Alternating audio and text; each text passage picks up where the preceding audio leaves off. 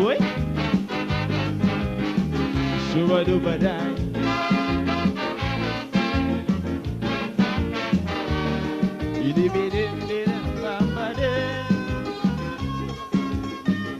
This blessed country, oh land of beauty, I pray for thee.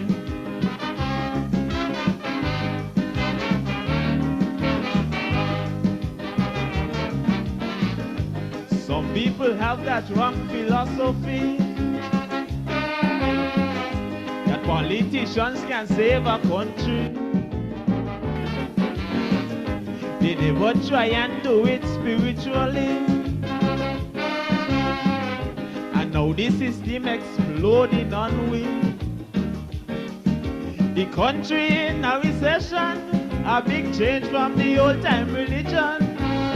Mankind rewriting history in a modern but a bad version. We're living in our final days.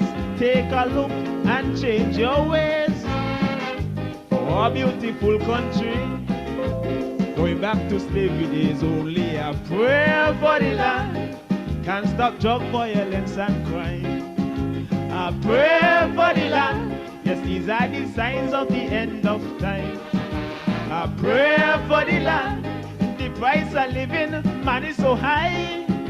A prayer for the land, that even the rich like the poor cry. You say you're concerned and care, we country living in fear, but all are we born right here. So let's say a prayer, the Almighty Father will hear. And I see, Fear the Lord, fear the Lord. Shuba-duba-dai.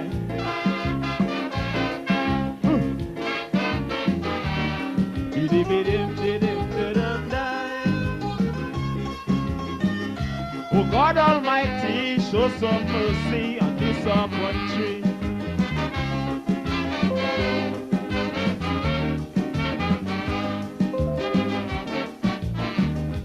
My whole standard gone way down the drain. Little children using rum, crack and cocaine. It seems like wicked-itions gone insane, and everyone playing the dirty game. Too much guns and drugs in the country, owned by Tom, Dick and Harry. But if you're wrong, you must pay for it. For the law, no one above it. Put an end to victimization, oppression and segregation. It's not a good thing for this country, so let's try and wipe it out totally with a prayer for the land, of fire and brimstone go burn with it. A prayer for the land, some say they're picking out who should get paid. A prayer for the land, and that's why the prisoners burn down the jail. A prayer for the land, one day it must prevail. Please don't let this country become an next Haiti. No peace, no unity. Bow down humbly, the Almighty will answer it. Oh yeah, Gidam-ba-dum-boy, Shuba-duba-dai.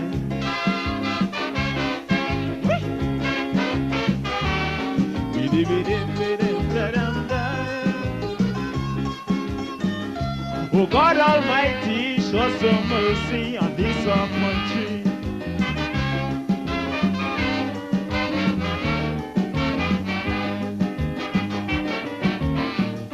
They now call we terror Paradise Island. No longer a country where peace abound. Yes, I used to boast about my land of beauty, the freest nation with democracy. But now we are the capital for drug pushers and money launderers. Shame and scandal is on we, sake is name tarnished universally. Some blame it on the politicians for the unstabilized conditions. We going from bad to worse, Our blessed country now close, but a prayer for the land will help us to live with other people. A prayer for the land, for that's why the nation in big trouble. A prayer for the land, united we stand, divided we fall. A prayer for the land, citizens answer your duty call. Righteousness exalts a nation. The most I hate poor man depression. So I'm calling on everyone to take a stand. Take it, listen to my song. Shut the Lord, shut the Lord.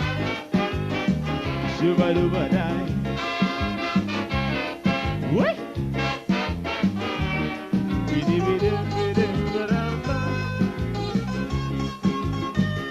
This blessed country, oh land of beauty, I pray for thee. Sound of King Craig, the man mighty Craig there, with a prayer for the land for our beloved Federation of St. Kitts Nevis. I am DJ Mauricio, and I'm coming to you live and direct from my bunker here in the Republic of St. Paul, St. Kitts. And yes, it's a lovely Wednesday evening here in our beloved Federation, the eve of our music festival that will be kicking off tomorrow evening. That's the 27th to the 29th of June. Wishing all visitors that came in safe and enjoyable festivities. Pick up my son earlier there, Brother Jeffroy Jr. came in from the LA area, explaining to him about the ropes and what to expect while in the Federation. Stuff like the rationing of water.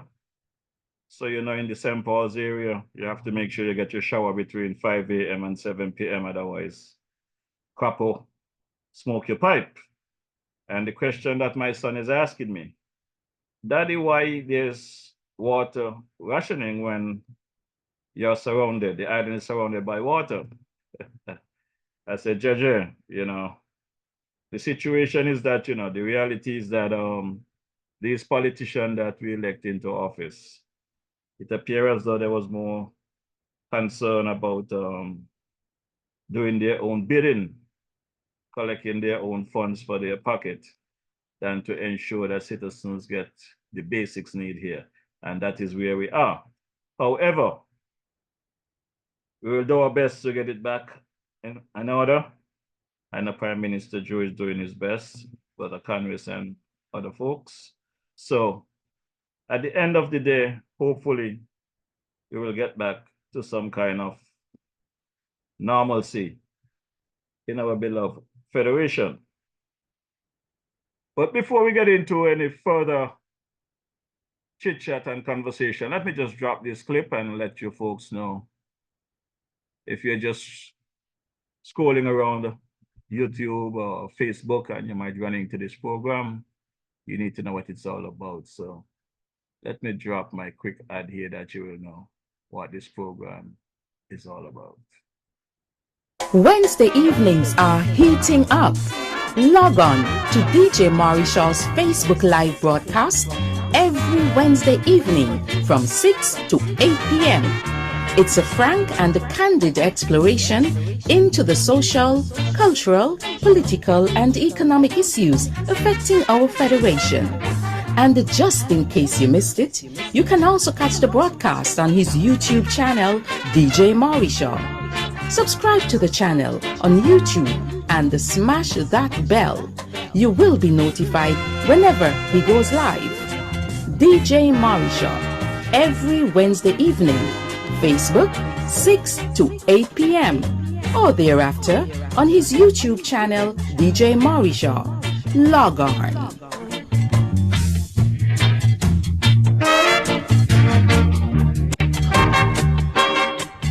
Yes, you heard it right. That is the DJ Mauricio experience here every Wednesday evening. Log on between 6 and 8 and get some updates on what is happening in our beloved Federation of St. Kitts Nevis. Well, let's take a quick listen to my boy Carbo, see what's taking place in Fountain Nevis this weekend. King Carbo, good evening, my brother.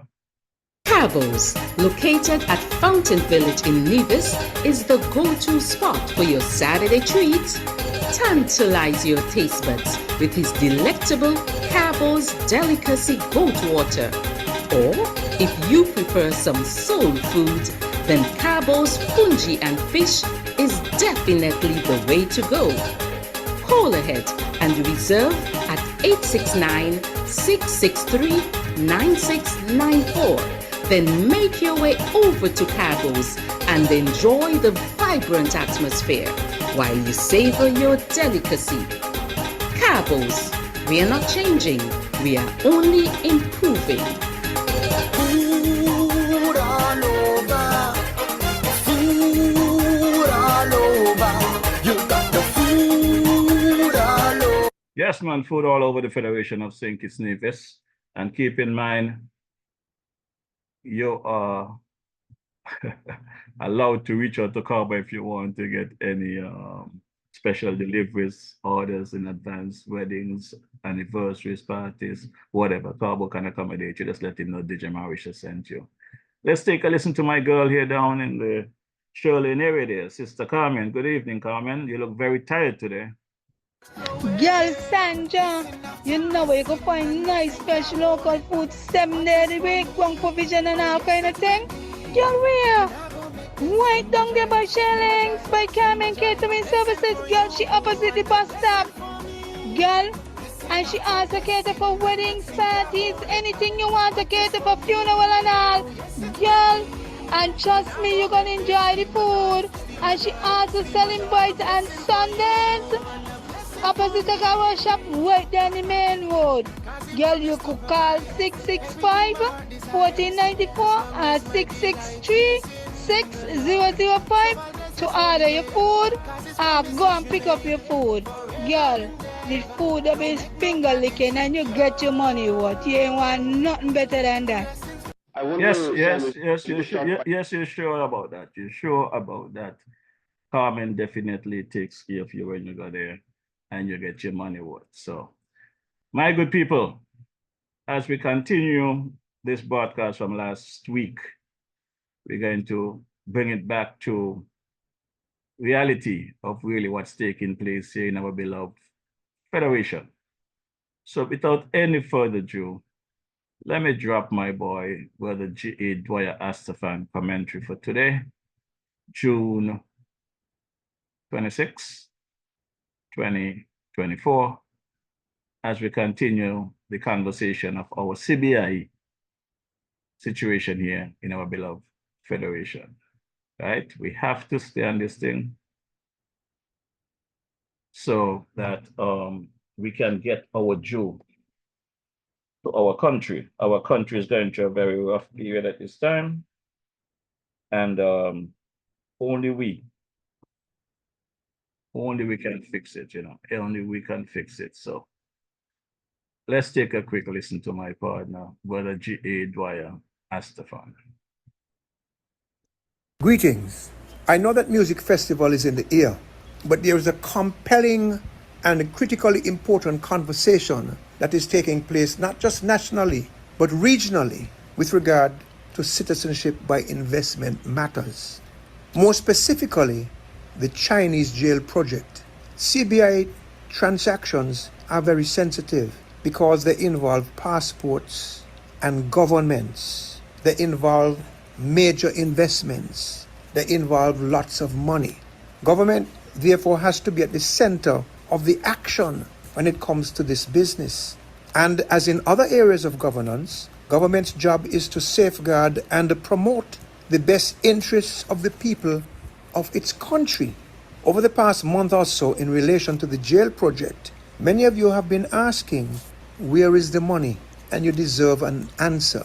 The best way to make sure that these CBI matters are done right, to make sure that the right amount of money is paid, that the money is where it needs to be, it moves when, where, how, and to whom it needs to move, is if an escrow arrangement is in place. What is escrow? By the way, the word is spelled E-S-C-R-O-W, escrow. What is escrow? Simply put, Consider a situation in which two persons are in the process of completing a business transaction. A third person is called upon to hold the money or other asset which is to pass between the two parties to the transaction. The third person is called an escrow agent, and he or she holds the money and or other asset in an escrow account, and he or she releases the money and or other asset only when the two persons in the transaction have completed their obligations. The CBI regulations going back to 2011 contained provisions dealing with escrow, as have all other subsequent CBI provisions and regulations. So important that a law was passed in 2017 to establish guidelines relating to escrow accounts and agreements under the CBI. Now, I said that all regulations since 2011 have contained escrow provisions. Let me correct myself. As far as I've seen, all regulations except regulations number 7 of 2022. It seems that that regulation does not contain provisions for escrow. Under that regulation, specific requirements were introduced for what is called the alternative investment option for a public good project development, a category under which the jail project would be included. If I am correct, and it is indeed a fact that only this category was at the time not subject to escrow, then the obvious question to ask is why not? Why was it not subject to escrow? Why would the necessary safeguards that escrow provides not be included in this particular regulation and arrangement? Note that with regard to the jail project, the applicant applied not to the government, but to Galaxy. Note also that the minimum amount, which was $175,000, was to be paid not to the government, but also to Galaxy. So insofar as the processes were concerned, the government had little involvement, not enough as the regulator and as the government. Straight from the applicant to Galaxy, to accounts where? More than likely not here. So these transactions could have taken place for the most part outside of St. Kitts and Nevis. Now tell me, in a situation like that, what conclusive proof could a government show us to indicate that all of the transactions took place in a manner that would provide safeguards that you would get from an escrow arrangement, although there was no escrow? Long question, but why all of that? Why no escrow? I could be wrong, but if I'm correct with this, we have to ask, why would the government of the day pass such a regulation and not insist expressly on the application of escrow to that particular option? We need to know. And the former and present administrations have to tell us what we do not know and what we need to know. We need to know that all transactions in relation to the jail project were done with full transparency and within the law. These are major concerns. The regulations over the years also consistently include a provision dealing with the making of false statements which can result in the denial of an application, in the loss of citizenship, if you already have it, and in prosecution under the Perjury Act. Thankfully, this provision has survived the several amendments that followed over the years. We need to know that all of the Galaxy applications involved the minimum investment of $175,000, as stated by the law. As I've said before, the applications were made not to the government, but to Galaxy. And the jail project application form, known as the C4D form, states that upon receiving approval, the applicant is to pay all outstanding amounts to the account of Galaxy Caribbean Real Estate Corporation, not to the government, not to an escrow account under the management of a third neutral person. And at the expense of being repetitive, but I think I need to be, in which country? Where is the money? Now, on the application form, the same C4D form, each applicant will have confirmed the amount of money which he or she would invest. And he or she signed that form. I will presume that all of the applicants put $175,000 as the minimum sum that they would invest in the jail project. A matter of interest on this point is that I imagine that a lot of these applications were made by Chinese people and signatures were appended to application forms printed in English. I wonder how many of these Chinese applicants were able to read and write English. And if some were not, how was it done to ensure that these documents were properly done and that everybody was in order and in compliance with the law? You see, while it is okay to trust, it is always better to verify. So a question can be asked: did the government do due diligence to confirm that those declarations by the applicants were accurate and that the sums of money declared and confirmed by them were actually paid? Did the government confirm that there were no false statements in the 5,500 applications that were processed? And if indeed there were false statements, were the applicants the only culprits in relation to the false statements? And if applicants actually paid less than $175,000, are those applicants the only liable persons in the mix? And if there were false statements, was anybody charged with perjury? Did anybody have his or her citizenship revoked and passport cancelled or punished in some other way? These are questions for past Prime Minister Harris and present Prime Minister Drew. Remember, Prime Minister Drew says that his administration was set up by the Harris administration with having to deal with 20,166 passport applications out of the jail project, which is just about all of the passports that could have been issued under that project. The CBI regulations also state that upon approval of a project, the relevant government technical departments are to vet and approve plans, specifications, and any proposed changes to the project. And while construction is underway, those government departments shall be involved in supervising the project to confirm that it is constructed as represented in the relevant documents. This is protecting the public good, the public interest. Now, how much of that has happened with regard to this jail project? How much involvement has there been of these relevant government departments in the monitoring of this project to see that it is in compliance with its drawings and specifications and other government regulations? The SRNO also stated, and this is repeated in the latest regulations, that such a project shall maximize local employment and embark upon programs including technology transfer and local capacity building. Work on the jail has been taking place. How many locals are employed there?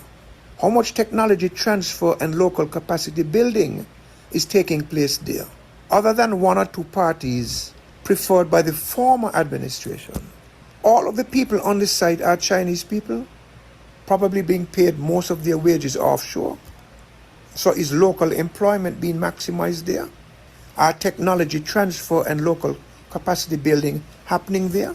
These are in the regulations. The same regulation which, by my reading, exempted that option from escrow has all of the money from the application fees and the wage checks, except for a small amount that is being spent at site here.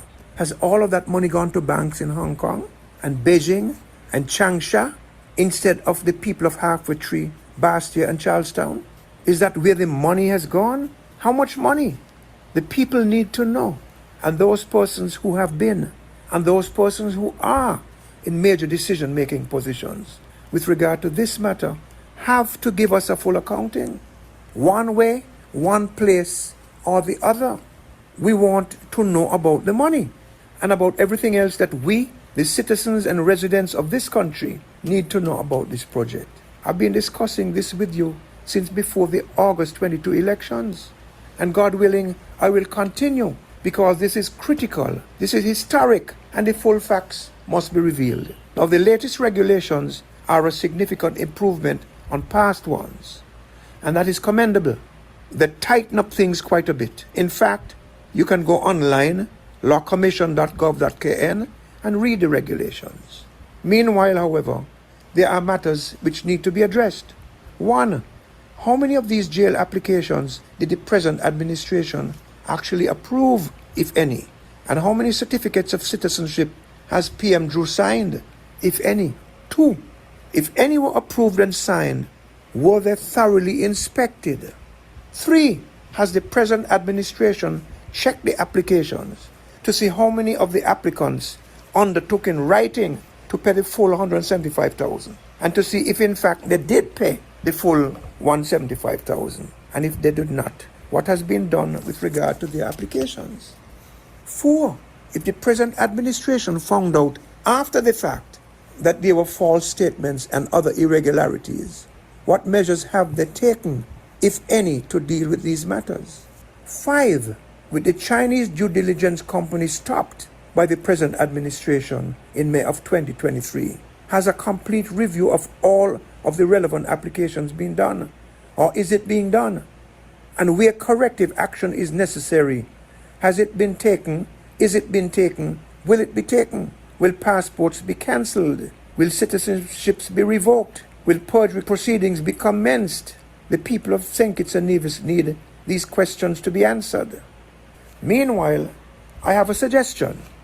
Perhaps the Drew administration can consider, and if they do so, they must do so without prejudice, that subject to successful due diligence being done, those applicants who have underpaid can be given a chance to retain their citizenships or to succeed in getting their citizenships. If they pay to the government, the difference between what they paid to Galaxy and the $175,000. That way, you can cure some of these ills and you can put money in the government's treasury. These are some thoughts. We have to get answers to these burning questions. This is historic. We're talking of billions of dollars. We need to know. Thank you. Well, my good people, that is the man, Honorable G.A. Dwyer Astafan's commentary for today, June 26, 2024. Some very concerning statements, some very hard questions, and we need answers. You know, I too have been speaking about this CBI matter, as I said last week, for some time during the campaign. And I had my concerns about the amount of passport that I heard, citizenships that was approved. And when I heard the numbers at the time, it clearly way surpassed the amount of citizens that currently reside on the island of St. Kitts and Nevis. And when I tried to get answers, I was labeled as enemy of the state, terrorist, and God knows what else. Fake news, all kind of stuff. And most recently, as I said last week, when I realized how serious this matter was last June, I actually reached out to my boy there, Mighty Pat, in the St. Croix area there, and asked him to come with some serious performance for Sugar Mass. I wanted him to bring awareness to the people of our beloved St. Kitts and Nevis. And you know, Mighty Pat was attacked. DJ Marisha was attacked because they did not like the idea and the title of the song, Aliens. And basically, all he was trying to do is to highlight the situation with the amount of passports that was out there and to sensitize the people that if we are not careful, we are soon to be aliens in our beloved country. Well, the MSR lawsuit has opened up that situation for us clear. And there was a statement by the Prime Minister, I think a week or two ago in Parliament, explaining his position and what he knows about the passport situation. I'm going to drop that clip, you know. I'm going to drop that clip. But I still think that we're not getting the full measure of what really taking place. There's something that is missing. And as Dwyer says, as long as God gives me the health and strength, I want to see this to the end. And I really hope that the people, the ministers or whoever, put our beloved country in the situation that it is, that they are held accountable just like the poor men and women on the streets are held accountable. This is a serious matter. I know you guys are going to be enjoying your music festival over the next couple of days. But while you're enjoying your music festival, DJ Marisha will be staying observant and focused on this particular case. So let's take a quick listen to the Honorable Prime Minister Joe giving his breakdown of these things, because I received so many calls last Wednesday evening, Thursday morning, all week, weekend. Even today, I'm getting questions about the passport, what I think. And I keep saying, you know, the idea of coming here on a Wednesday evening and having a conversation is to open up your minds to whatever. You got to think for yourself. We as citizens have to stop being so selfish. Open up our minds and think for ourselves. Not about the dollar, it's about where this country is going. Our motto is country above self, but there's a lot of selfishness in this federation. They don't care about the country as long as they get the $500. All weekend and all week, all I'm hearing is, Marisha, when we gonna get the $500 dividend? Grown, sensible adults, they don't care about what's going on with the CBI. All they want to know when they're gonna get the $500. Well, my good people, that is up to the Prime Minister and the powers that be that will be making that decision. DJ Marisha does not have that information. So I'm asking you guys to be a bit more conscious of your surroundings and understand that this particular case, all of us going to feel the pain. You remember what the boy, my partner there, King Short Shirt says? The same stick that lick the team, gonna lick the wild and the team, you know. Every one of us gonna get licked with this lawsuit. So let's take a quick listen to the Honorable Prime Minister, Dr. Terence Street. As the Honorable Member for St. Christopher. Madam Speaker, with your leave, I rise to lead the debate on the bill shortly entitled Citizenship by Investment Unit, Bill 2024. I rise, Madam Speaker. Before I get into it, Madam Speaker, I find it necessary to speak to the people, our dear people, Madam Speaker, frankly and honestly, as I've always done when it comes to our citizenship by investment program. Madam Speaker, many questions have been asked, many things have been said, many answers have been given. But of course, Madam Speaker, the questions keep arising and the answers given. And so today, I will continue in that vein, Madam Speaker. Madam Speaker, I must be blunt and direct with our people in the spirit of openness, transparency, and the principles of good governance, particularly given the recent media discussions about the CBI, Madam Speaker. It is a fact that our CBI program is at the crossroads. Also, it is a fact that our CBI program is under attack. However, many of the allegations made about our CBI program are false. Many of the things said are based on rumor and are not facts, Madam Speaker. Madam Speaker, that is why I have said repeatedly that CBI is the most challenging issue I inherited when I took office to lead this federation, of course mandated by the people, on August 6, 2022, when I was sworn in at our government house.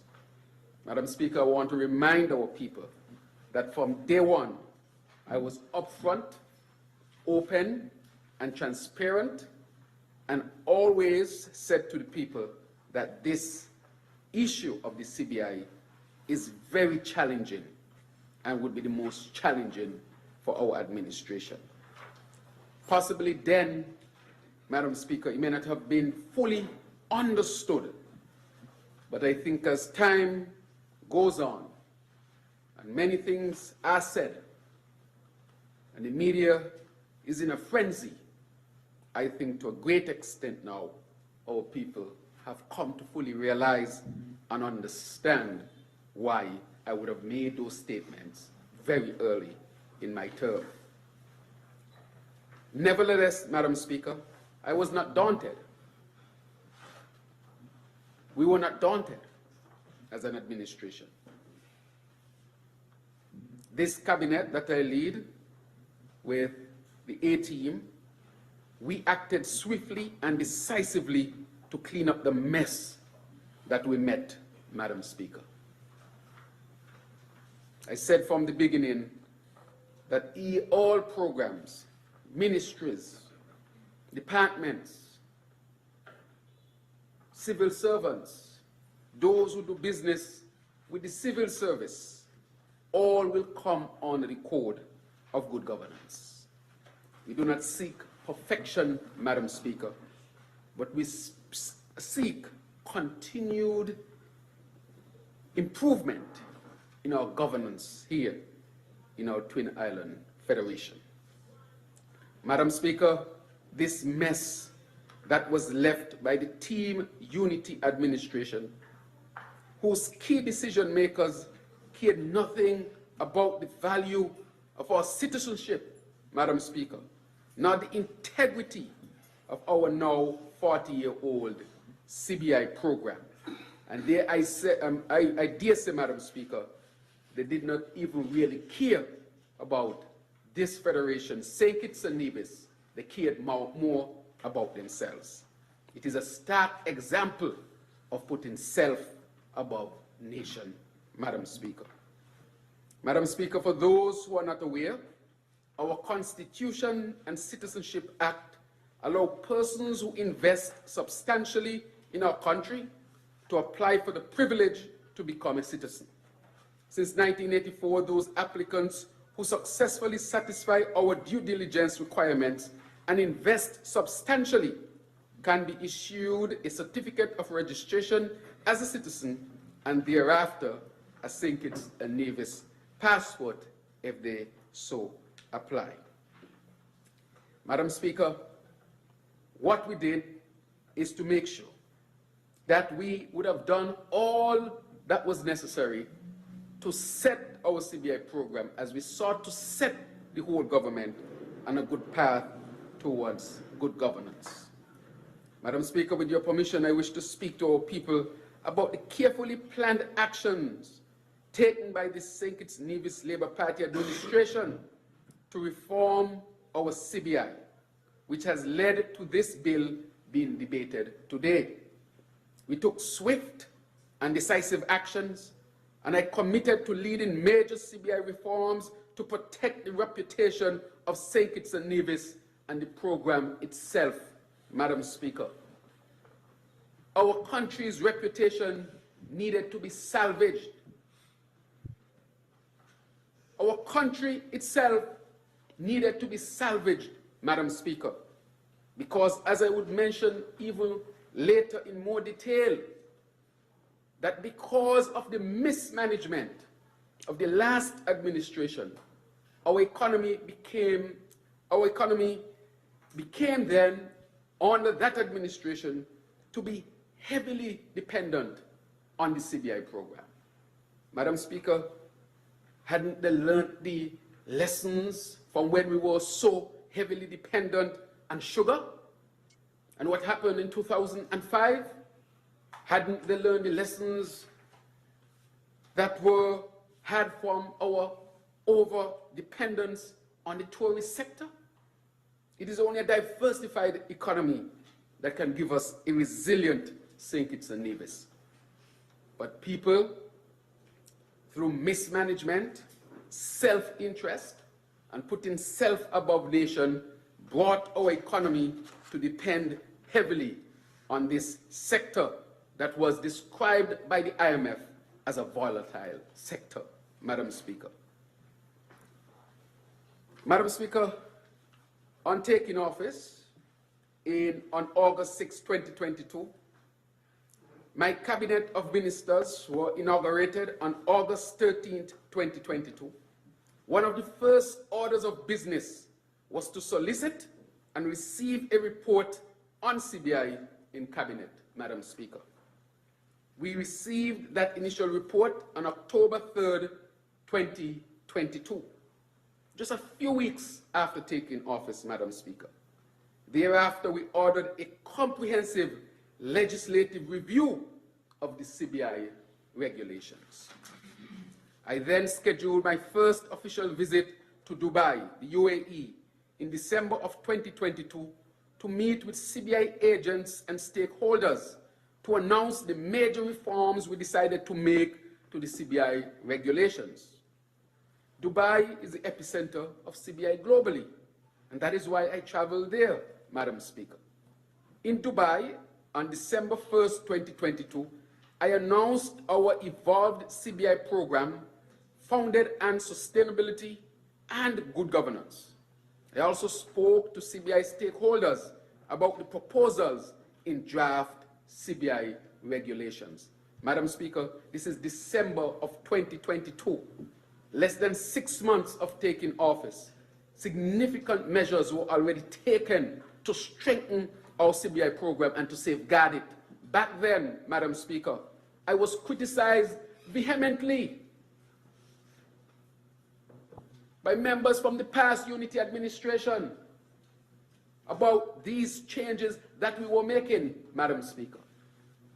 I was criticized vehemently by some agents and some service providers, Madam Speaker, because what was taking place, Madam Speaker, we had to make sure that it was placed on the principles of good governance to protect the reputation, but not only the reputation, the country itself, Madam Speaker, and to see how we can build a more sustainable program so that our country can be more resilient. Madam Speaker, on December 23rd, 2022, after wide stakeholder consultation, new CBI regulations were enacted into law. A board of governors was introduced to oversee operations of CIU, review developer applications, and prepare submissions to cabinet. In addition to that, Madam Speaker, a technical committee was set up to review files and advise me as the minister with responsibility for citizenship. Madam Speaker, we criminalize in those regulations underselling. For the first time, it became a crime that, of course, carries penalties, Madam Speaker. That is how serious we were about making sure that the CBI would be set as the whole of government on the principles of good governance. Madam Speaker, underselling occurs when a CBI stakeholder seeks to discount the statutory minimum investment sum required to be made by an applicant seeking to apply for citizenship by investment. By December 2022, we had been informed that underselling practices became normal in the overall CBI industry, Madam Speaker. I'm not speaking of St. Kitts and Nevis, I'm talking about this as an industry all over. We, however, would not tolerate such practices and therefore made it specifically a criminal offense for the first time in 40 years, or in the 40-year history of our CBI program, Madam Speaker. On February 9, 2023, after more consultation, we published amended CBI regulations, which further strengthened procedural application requirement. The amendment introduced advertisement restrictions and new international marketing agent due diligence requirements. Madam Speaker, these were seen in the industry as being draconian, Madam Speaker. But had we not taken these measures, where would we be today, Madam Speaker? Even though we are at the crossroads and we are being hurt because of what was done and is being done. Had we not done anything, Madam Speaker, there would be no hope. And therefore, I stand tall today to say that the decisions that were made to adjust the regulations to protect the program, protect our reputation, protect St. Kitts and Nevis, that I feel justified in doing so. But that was not guesswork, Madam Speaker. It was foresight, analysis, and the seriousness to set this industry also on the principles of good governance. Madam Speaker, as mentioned, we did the CBI regulations and we strengthened the procedural application requirement. And we made sure that people would not be out there advertising St. Kitts and Nevis citizenship by investment as if you were selling sugar cake and a corner. Come get one, this amount of pop.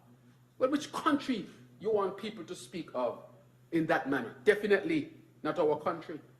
We also rein in international marketing agents and made sure that due diligence requirements were applied. Madam Speaker, I must reiterate again that because of this, we were heavily criticized. I was particularly heavily criticized because I am the minister responsible for CBI. Madam Speaker, on February 25th, 2023, after only 6 months of being in office, the historic U.S. Caribbean Roundtable and CBIs was held in St. Kitts, right here at Park Hyatt. All of the 5 prime ministers of CBI operating Caribbean states were present. I think it's 4. Along with officials from the U.S. Treasury Department, the governor of the ECCB, Governor Antoine, and heads of the CBI units in the respective countries. At that meeting, 6 principles were agreed by all 5 CBI states. 1, collective agreement on treatment of denials. 2, virtual or in-person interviews during due diligence process. 3, additional financial intelligence unit checks of applicants already enforced in St. Kitts and Nevis. 5, annual or biannual independent audits of CIUs. 5, retrievals of cancelled passports. And 6, suspension of particular nationalities, Madam Speaker. That was already enforced here in St. Kitts and Nevis. Madam Speaker, with this, we then went about implementing each of these 6 principles in our CBI program. On March 7, 2023, we came into this National Assembly, Madam Speaker, and passed the historic Anti-Corruption Act and fundamental amendments to the Integrity in Public Life and Freedom of Information Acts as part of this administration's good governance transformation. We did this for the good of our nation, saving our reputation, our program, and our nation in and of itself. Madam Speaker, to protect our nation in the future from people of the same ilk as some of the men and women who sat in cabinet under the corrupt Team Unity disaster, Madam Speaker. I will say it all the time. Almost every program was corrupted under the previous administration. Madam Speaker, the work home and abroad to restore the good name of St. Kitts and Nevis continued. On July 17, 2023, I attended the EU CELAC Summit in Brussels, Belgium, and met with the EU Commissioner about the CBI, Madam Speaker. After that meeting, I immediately came back home and ordered a further review of our CBI regulations. 10 days later, on July 27, 2023, new CBI regulations were enacted with the fundamental price changes. US $250,000 minimum investment for the sustainable island state contribution and public benefit options. The real estate option minimum investment was increased, and private homes also. An option, private home option minimum investment was increased to $800,000. On that date, we also, by order, banned applications from other nationalities, from other nations, Madam Speaker. Madam Speaker, as you can see, with less than 1 year in office, we made fundamental changes to our CBI program. All of this was done to save the program, Madam Speaker. It wasn't by accident. It wasn't a strategic, it was a strategic and well thought out plan of action, Madam Speaker. That is why today we can stand tall and have the opportunity to salvage our CBI program, because we were not giving lip service, but our actions were, of course, our words were backed by our actions, Madam Speaker. But Madam Speaker, you know what was a key element of our reform planning? Maintaining constant communication with our international partners. This was done from day one.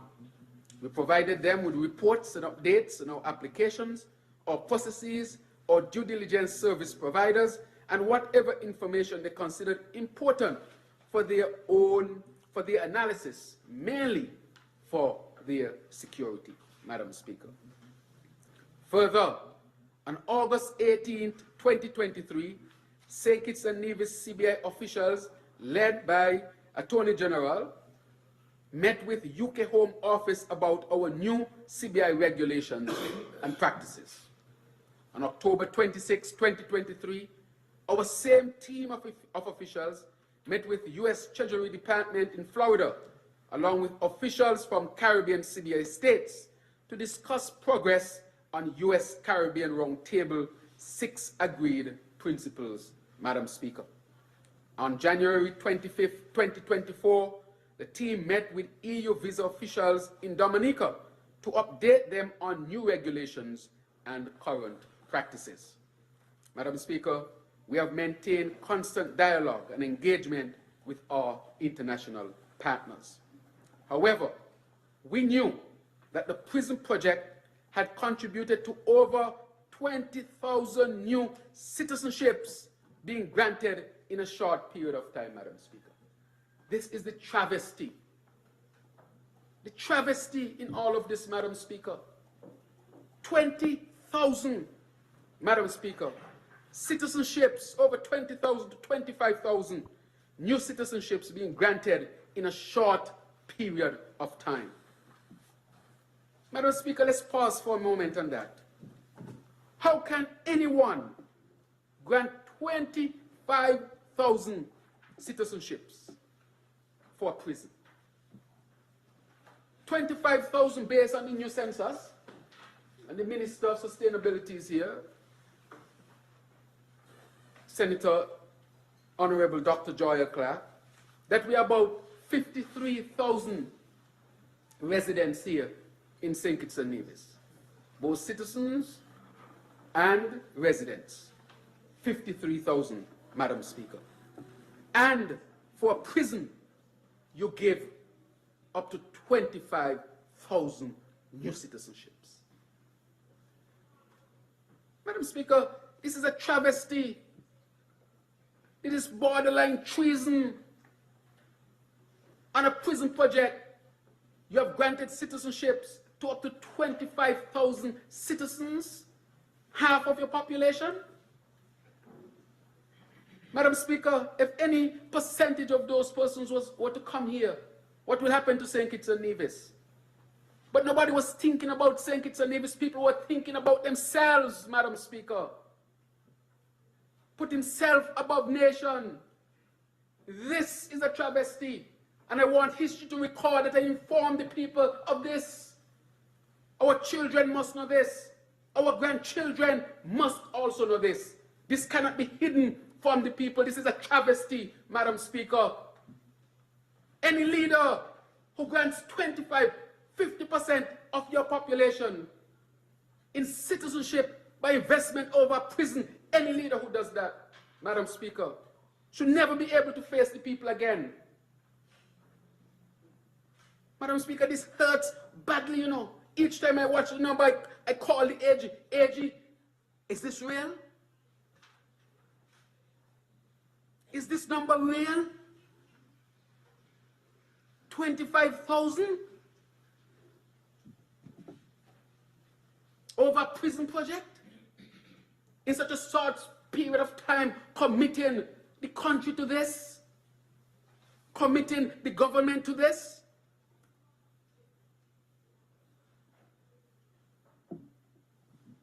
Madam Speaker, every citizen should be outraged by this. This was totally unnecessary. Our country should not have been subjected to this risk, Madam Speaker, with this high number of citizenships over prison. Madam Speaker, I have more statistics to give because we have continued to do our work and more information is being revealed. Madam Speaker, to this, one of our international partners even commented, we know that St. Kitts and Nevis under the new administration had slowed down the water flow of citizenship by investments. But what about the dirty bath water? They're asking me, what about what has already been gone? Your administration, Mr. Prime Minister, you have done significant amount of work. You have implemented stricter regulations than any other jurisdiction that does this. But we are asking about what was gone. I can't fully account for what was gone, Madam Speaker. There are those who must account for that.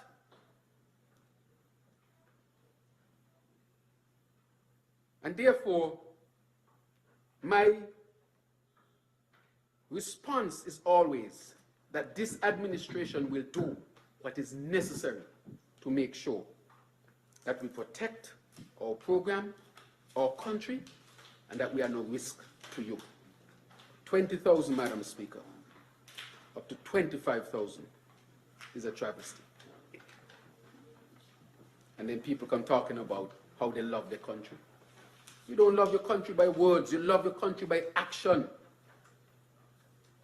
But Madam Speaker, because some people were getting thousands of dollars per citizenship, and that is why they have accounts in the US in the millions, Madam Speaker. This is how bad this thing got. Granted 25,000 citizenships for a prison project. Madam Speaker, later on I will get into more of that. But our international partners knew that Team Unity, what Team Unity had done. They knew what they had done. The horrible mistake was that was the prison project. And we spoke about it before the elections. And we spoke about it after the people would have given us an opportunity. And this has hurt our program, Madam Speaker, has hurt us badly. And I will get into that later on. This might go down in history as the worst decision ever made by any government. Not just in St. Kitts and Nevis, but in the Caribbean, Madam Speaker. And time will tell that story. Giving half of your present population in citizenships by investment, that is a serious, serious issue, Madam Speaker. That must be treated as such. Madam Speaker, nevertheless, we were not deterred. We therefore brainstormed and decided in January 2024 to set up St. Kitts and Nevis Continuing International Due Diligence Unit. Madam Speaker, we're not looking at excuses. We know what we have found and we are determined to seek solutions, Madam Speaker. That is why the international partners recognize the efforts that are being made by this administration, even to our own detriment in terms of our revenues, Madam Speaker. Because we must protect our reputation. We must protect our country, Madam Speaker. And this unit is something new, innovative within the Ministry of National Security. We call it the CIDD unit, and it will be led by our former Commissioner of Police and now OECS Ambassador to Morocco, Mr. Ian Quilly, a lifetime law enforcement professional. Madam Speaker, we are serious.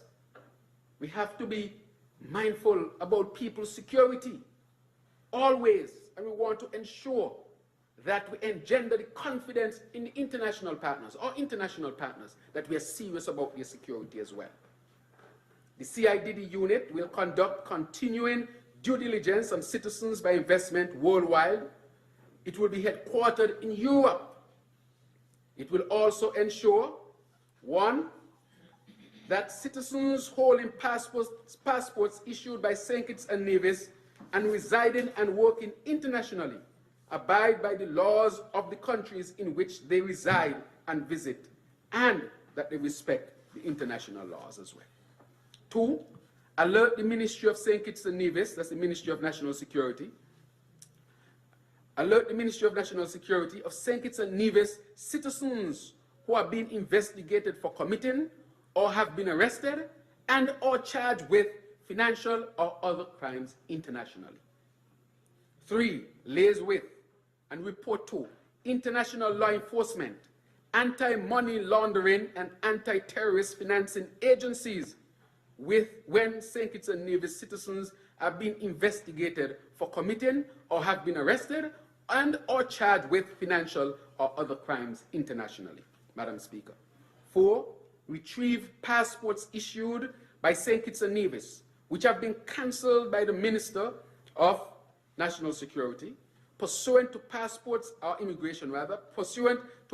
and Travel Document Act, Principle 5 of U.S. Caribbean Roundtable on CBIs. If you look at it, it is right there, Madam Speaker. And 5, create policies to mitigate and address any risks associated with SKN citizens who obtain their citizenship via our CBI. Madam Speaker, we are implementing this. Already, other countries are expressing interest in setting up something like this. So we are making sure that there would always be strict security measures to protect ourselves and to protect our international partners, Madam Speaker. We are not just complaining, Madam Speaker, but pointing out the ills that were done, but we are seeking for solution. That is why we were put here, Madam Speaker. Madam Speaker, despite all these strong, strategic, transparent actions this administration has taken with respect to CBI, we are not out of the woods. We are not out of the woods, Madam Speaker, because there are still things that we are working on, and quickly so, Madam Speaker, and we are being the most aggressive in making sure that we implement the policies that will engender confidence in all who are involved in this industry, including our international partners. Madam Speaker, we are well aware that on March 13, 2024, the EU member states ambassadors agreed their position on a draft regulation which allows the EU to suspend visa-free travel for third countries whose nationals are exempt from visa obligation when traveling to the Schengen area. Madam Speaker, on that news, I immediately, as chairman of the OECS, negotiated the execution of a memorandum of agreement signed by St. Kitts and Nevis, Commonwealth of Dominica, Antigua and Barbuda, and Grenada on March 20th, 2024, in which these 4 CBI states agreed. You are correct, 5. Madam Speaker, what were these things that were agreed to? Increase and harmonize the minimum investment threshold to an investment sum of at least US $200,000 no later than June 30th, 2024. So it's quickly approaching, Madam Speaker, quickly approaching.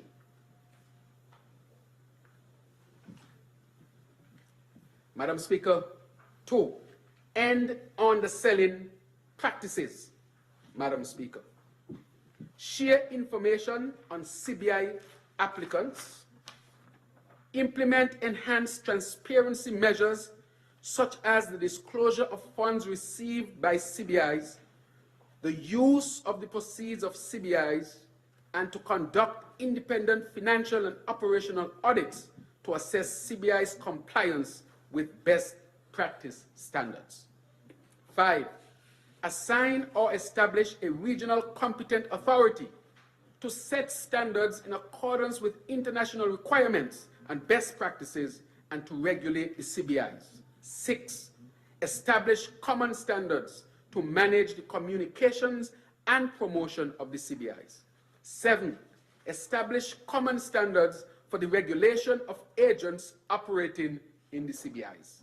8, facilitate joint training programs and capacity building initiatives for their respective officials and agencies involved in the administration of CBIs. Madam Speaker, this is the first time that this type of MOA would have been signed by the countries involved in this industry, Madam Speaker. First time. But it was not the first attempt, as some of the prime ministers who were there before me, they would have said in meetings that attempts were made to harmonize the CBI industry here in the sub-region. However, it was never attained. And we have come together, all prime ministers, and we have decided that we need to harmonize. Madam Speaker, I am pleased to announce that St. Lucia, that one state who had not signed the MOA originally, has now signed on June 3rd, 2024. Madam Speaker, just let me get a little bit of water here. Yes, I got it.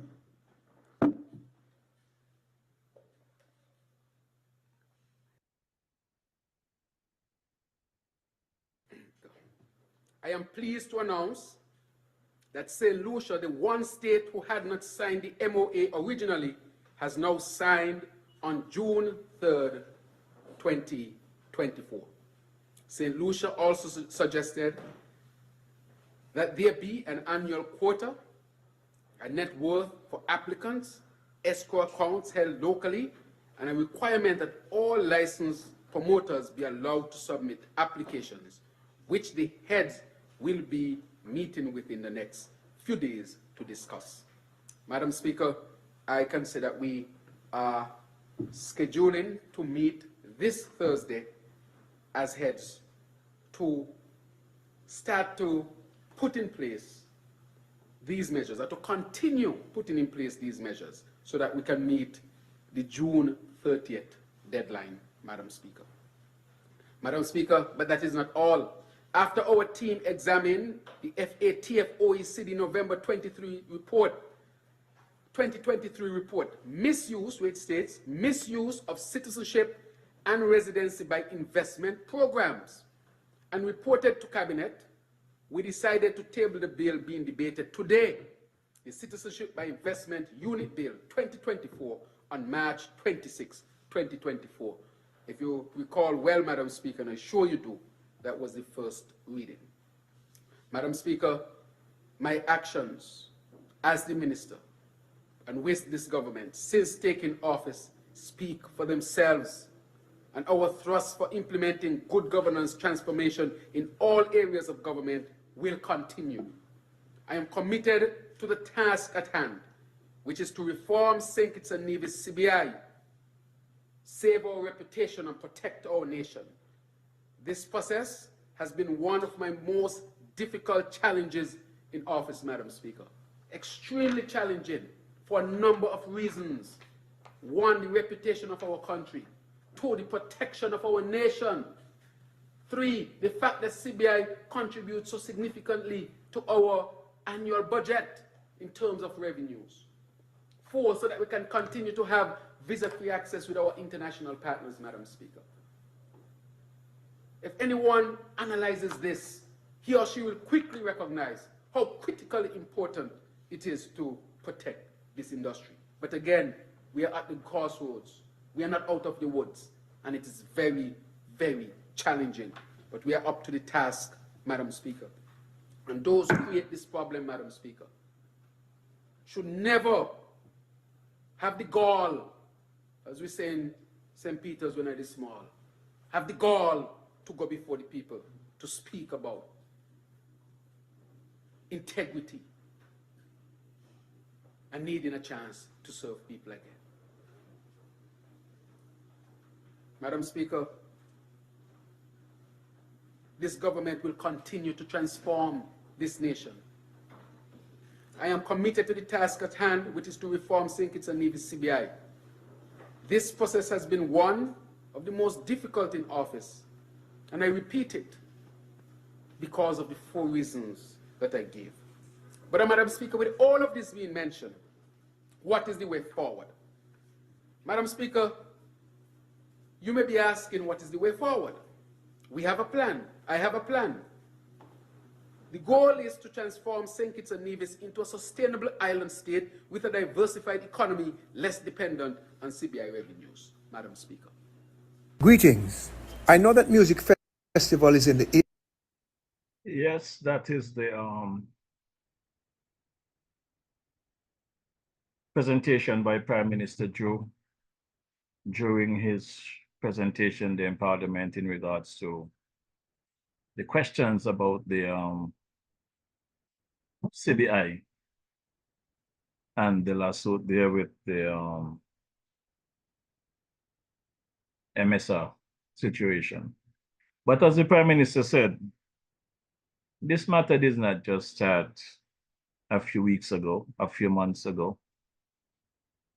I can recall back in 2022, when there was a CBI summit in regards to those underselling of passports. And it was brought to my attention at that point about the number of people that was carrying our passport. And you know, it's amazing listening to the former Prime Minister Harris. He always boasts that under his watch, there was no issue with the CBI. But if you can think of the name Hush Puppy, that should tell us a lot of the story. There were several other actors during the Team Unity time. But let's take a quick listen to the CBI Investment Forum and hear for yourself that they had reached out to the Team Unity administration about this issue, and they turned a blind eye. I wonder, Sam, if you could start by quickly walking us through what's been going on in the Caribbean in terms of some of the tomfoolery we've seen on real estate and switching of applications. What's going on, and why is it so important that we talk about it? Well, thank you. Hello again. The year we passed and the year we're going to have ahead of us is going to be troublesome. A lot of truth is going to come out, and it's not going to be nice. It's going to probably implicate head of governments, head of programs. It's going to implicate millions of dollars of money that is going to be lost. And what's sad is the fact that the people who are going to pay the price are the poor people of these islands or these countries.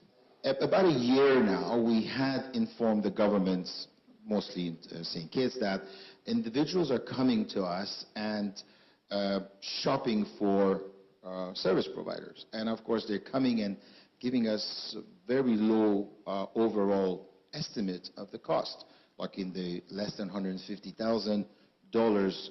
Of course, we informed the government of that, and there was no action. So we digged into this issue, and we realized that what's happening is that in the Hurricane Relief Fund, 1,200 applicants had applied, and in our estimate, about 200 to 300 applicants were asked to switch their applications. In this particular case, it's interesting because the service provider in St. Kitts informed early November the government of this fraud. And it's interesting, till today, we have had no news by the government informing us of this white crime. That particular case in St. Kitts, and probably many more, is opening a Pandora box. And I've received 2 more letters from 2 more applicants. So therefore, this article in Gulf News 2 weeks ago is working, because I've received about half a dozen emails from applicants questioning how they've done it, and I got now 3 letters personally by 3 clients of different projects. So I'm interested to know what would the government do in the next days about these. But I don't, as we say in French, ils jouent le sourd d'oreille. Translating in English, they're playing the deaf ear. Because whenever I speak with anyone in St. Kitts, they say, what's your problem? Government is getting their share. I say, yes, but the government could get more. If they stay in Hurricane Relief Fund, the government will not just get 75, they'll get 150.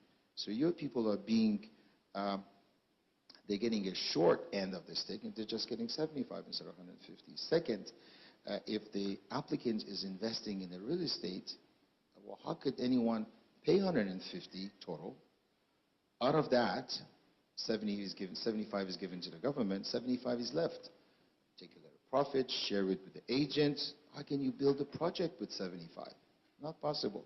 So your citizens are also losing the opportunity to have a nice 5-star hotel that's going to create jobs in the future, permanent jobs.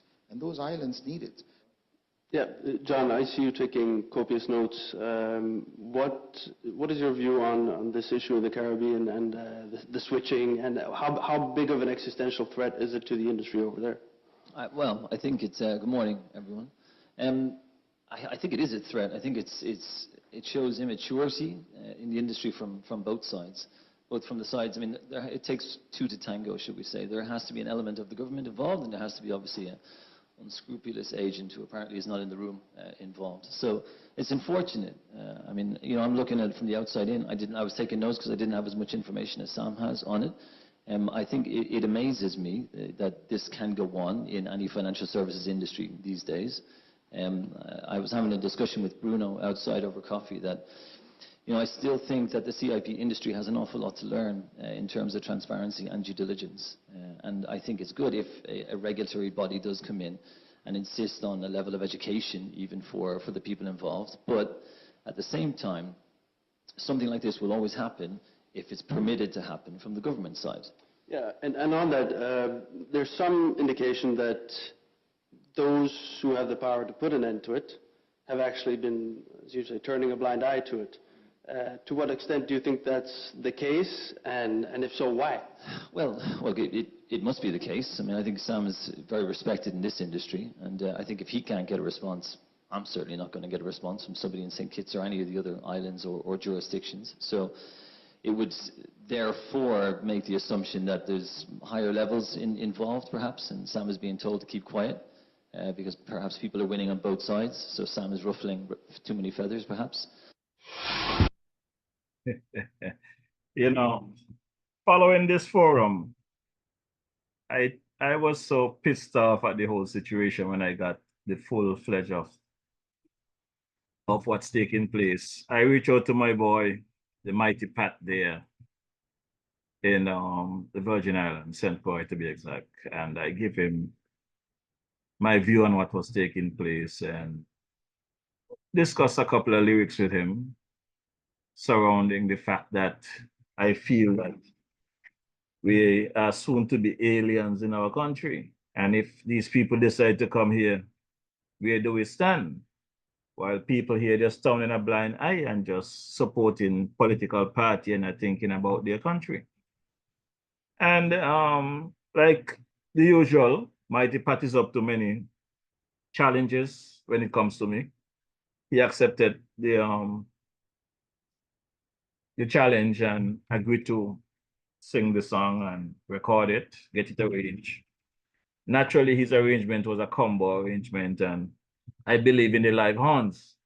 So when Mighty Pat finished the song and sent it to me, I wasn't satisfied with the arrangement, and I asked him, I said, we need to get some live horns, I'm gonna reach out to Malvern drums in the Virgin Islands, that Spectrum band. And the King Pat said to me, Mauritius, you're a song, you do what you want to do with it. I support whatever your decision is. And my good people, I had 3 Calypsonians came into St. Kitts over the last Sugar Mass season. the man Elvis Williams, aka the King Freddie, with some monsters of a song. The man Green Tea, Green out of the Taba area, and Mighty Pat.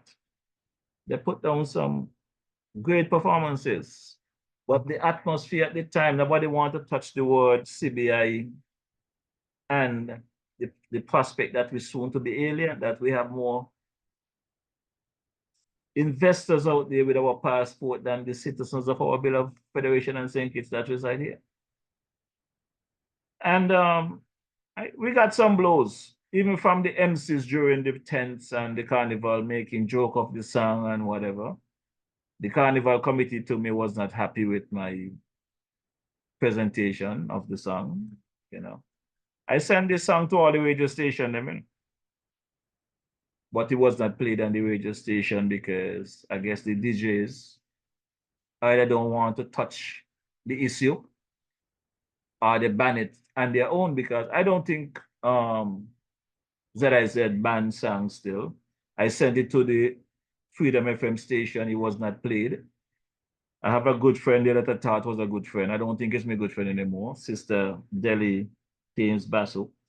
She normally sends the songs out to the regional stations when I send them to her. I send it to her. I haven't heard the song on any radio stations other than this program. But this song lyrically spoke about the situation as I presented to Mighty Pat.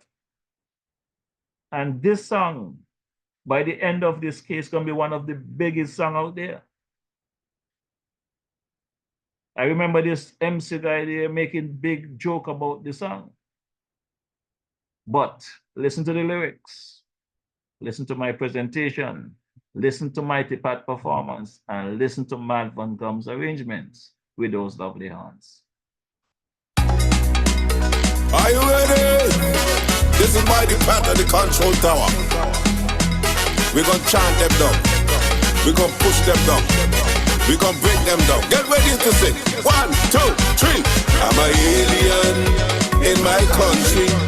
St. Kitts Nevis, that shouldn't be. Foreigners taking over slowly in my country. Lord have mercy. I'm an alien in my country.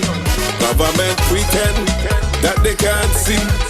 Foreigners taking over slowly like a bulldozer. They gon' crush me.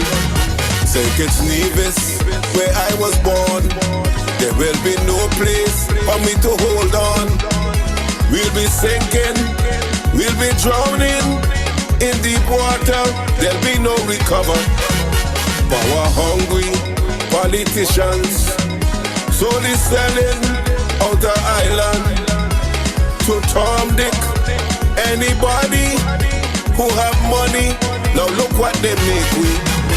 I'm an alien in my country. St. Kitts Nevis belongs to we. Foreigners taking over daily in my country. Lord have mercy. I'm an alien in my country. Government pretend that they can't see.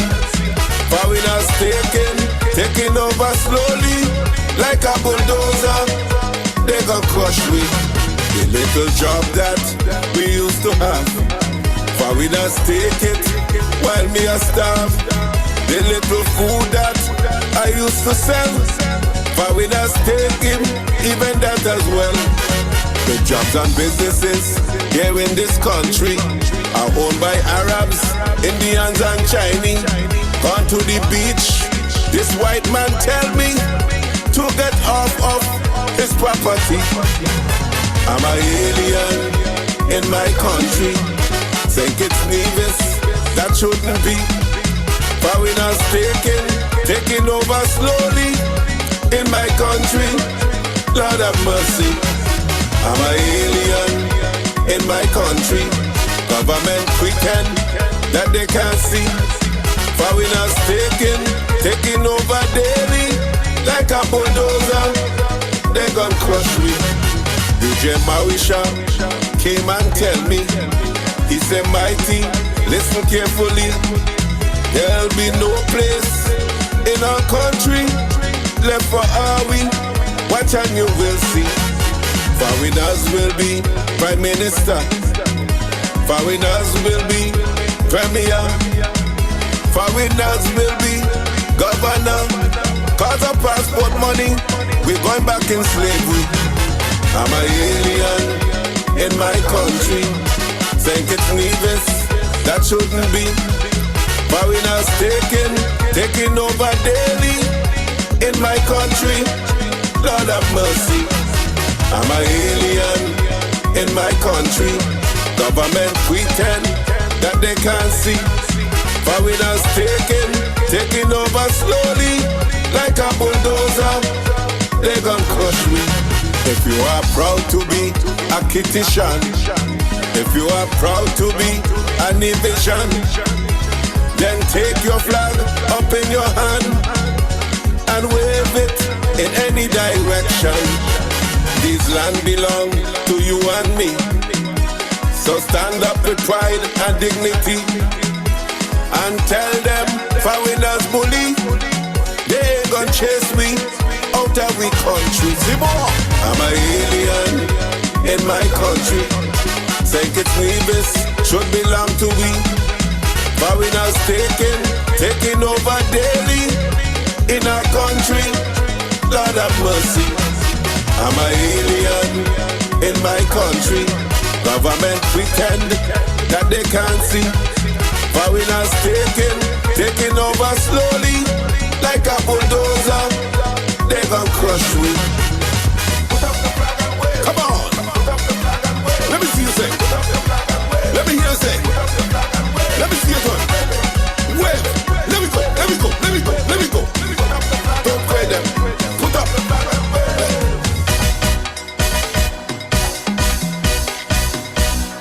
Yes, that's the man, King Mighty Pat, did that performance for me, and I really appreciate it, Brother Pat, and I also want to thank Brother Malvern Gumsey of the Spectrum Band for such a lovely horn arrangement. Wicked track, lovely song, but nobody wanted to hear that for Sugar Mass because they walk around with the eyes open wide shut. The eyes open wide, but it's shut because they're not seeing anything. They could not see this coming, even though I preached to them about what was taking place. They say fake news. Ignore the noise. How many of you can recall 2 years ago when the kids in Nevis was practicing for their track and field, where some white lady lie down on the beach, stopped them from running on the beach in Nevis? You all hear anything about that since? I understand he was a friend of the premier. Have you guys heard anything about that? No, everything gone to sleep because that's the problem with our Kittitian and Nevisian people. Something happened today. We make some noise for a few hours and everybody gone back to sleep. I ain't finished with St. Kitts yet. But since I'm on Nevis, let me go across to Nevis because I gotta talk to them people over there in Nevis, you know. You guys over there are very special. I can't even cuss you all because I love you all so much over there. Whenever I come to Nevis, I'm well taken care of. So I cannot cuss you all. You all are just naturally special. So I got some questions to ask this evening as we are in the eve of this music festival, right? As I said earlier at the top of the show, I pick up my son today, Jeffrey Jr. He came in from LA, fly all night last night via Miami, got to St. Kitts this afternoon. And in driving him home, I'm trying to explain to him, you don't have much time to clean up yourself because the water turn off at 7 p.m. It comes on at 5 a.m. and goes off at 7 p.m. You know, there's water rationing. And my son said to me, well, Daddy, how could you have an island surrounded with water, don't have water and have to ration? And, you know, because I had to just laugh to myself because the question he's asking is a valid and fair question. For all these years, all these billions and millions of money come through our CBI, why are we having so much issue with water and St. Kitts and Nevis? Why? That's a question I have to ask. I grew up here in St. Paul's. The source is right above us here. where they put the Kitishan Hill Hotel or resort. Natural flow. You don't need no pump to pump water down into the area here. It's a natural flow. So why are we losing water? A couple of weeks back, there was a situation here in St. Paul's. A good friend of mine, Brother Reggie Richards, him and I sat down at his sister shop here in St. Paul's, having a drink with his nephew there, Jason. I left them there that Thursday evening. The Friday afternoon, I hearing some whispering down the road about Reggie, and I asked, what happened to Reggie? I said, why, Marisha, you didn't hear that Reggie house burned down last night? I said, I mean, Reggie house burned down last night. I sat there with Reggie having a drink. Reggie was cool. He said, they told me Reggie left the shop, went home, whatever went on, God knows. But whatever he did, house caught fire. And the problem is the water truck or the fire truck takes so long to come. And the water was turned off, so nothing could have been done. Fire just blazed. Reggie almost lost his life, burned up real badly.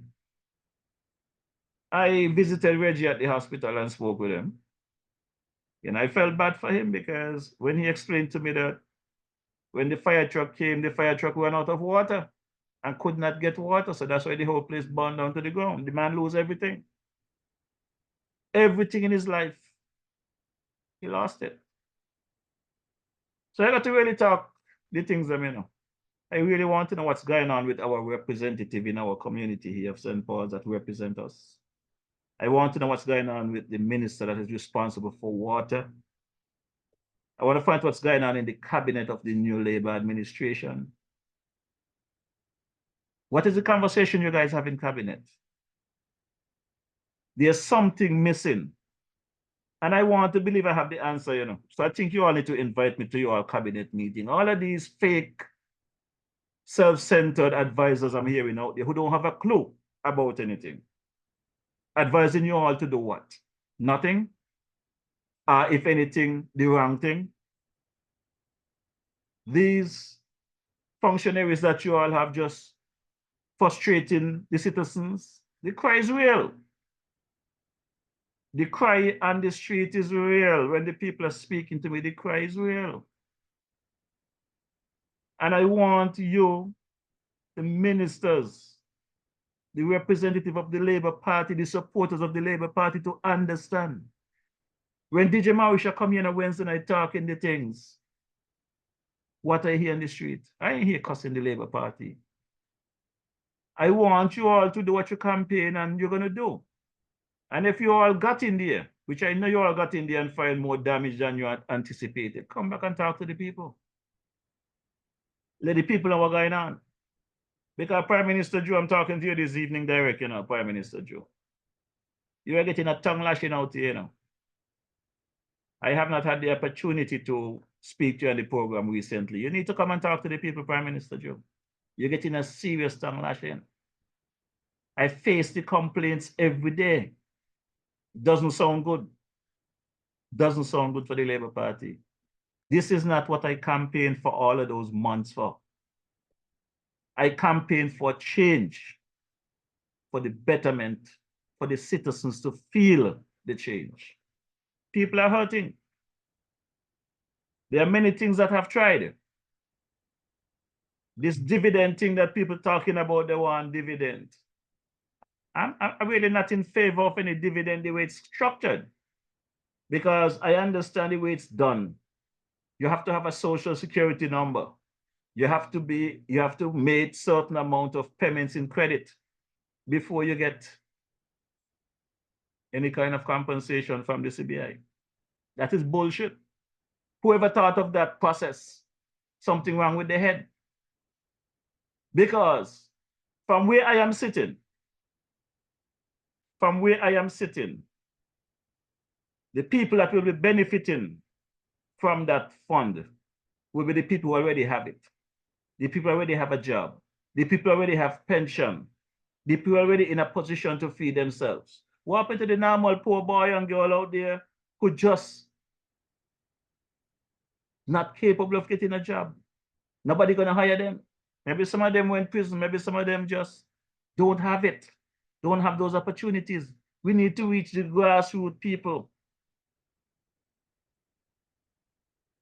I'm hearing about people not getting assistance with the STEP and the PEP because of certain ministers or certain functionaries want to determine who's supposed to eat and drink. In a couple of months, I'm not gonna call it years, in a couple of months, you guys gonna have to come back to the people and ask for their votes. And people are telling me straight up, Marisha, not me and them there. Don't come ask me to vote for no politician. I'm not voting. They don't want to hear nothing about you right now. The argument is real. The complaints are real. And Marisha are coming to you guys real. The things I'm hearing is what it is. Like I said, over there in Nevis, them over there special. In St. Kitts, we are serious about the representation. Because for the life of me, over there in Nevis, I mean, I think everybody by now know the story. I thought the opposition there was serious about getting rid of the current NIA administration. So I put myself in things trying to help them. I didn't go on my own and do it, by the way. It's people like Hazel Claxton and Deli Keynes Basso asked me to help. So I jump on board and I give them my 100%. When I realized they was not moving fast enough, I tried to give a little nudge. I talked to them. I understand some of them say I too pushy. I wonder if I wasn't so pushy, we will still have a team unity administration and St. Kitts. Because the Labour Party, who was in opposition, you know, when I was pushing and marching, they said they're sitting back and cocking their foot and sipping their water and minding their business. You know? That was the attitude of them. I can recall the then secretary of the Labour Party, the national secretary, when I reached out to her to get support on my march to bring awareness in Bastille, she told me straight up, the people said they're not coming out to march. They're not supporting the police. They're not supporting what I'm doing. So I did not have the support of them Labour people either. But you all see, since government change, everybody hands up. I'm pretty sure the minister's offices was filled all day today because guess what? They want the free music festival ticket. But where were they when the country needed them? Where were they? Across the Nevis, my heart aches for the people of Nevis, but if their heart is not aching for themselves, why should I kill myself? Because you're going to tell me that we heard the stories about the hospital wing. I'm not even going to get into that tonight because they're going to take up too much of my time and I'm not doing overtime tonight. But we heard the stories about the drilling of wells. Well, if they didn't drill a well over there in the past 13 years, the past 5 years, the past 7 years, the past year, Culturama is around the corner. How they going to get water for these people over there for Culturama?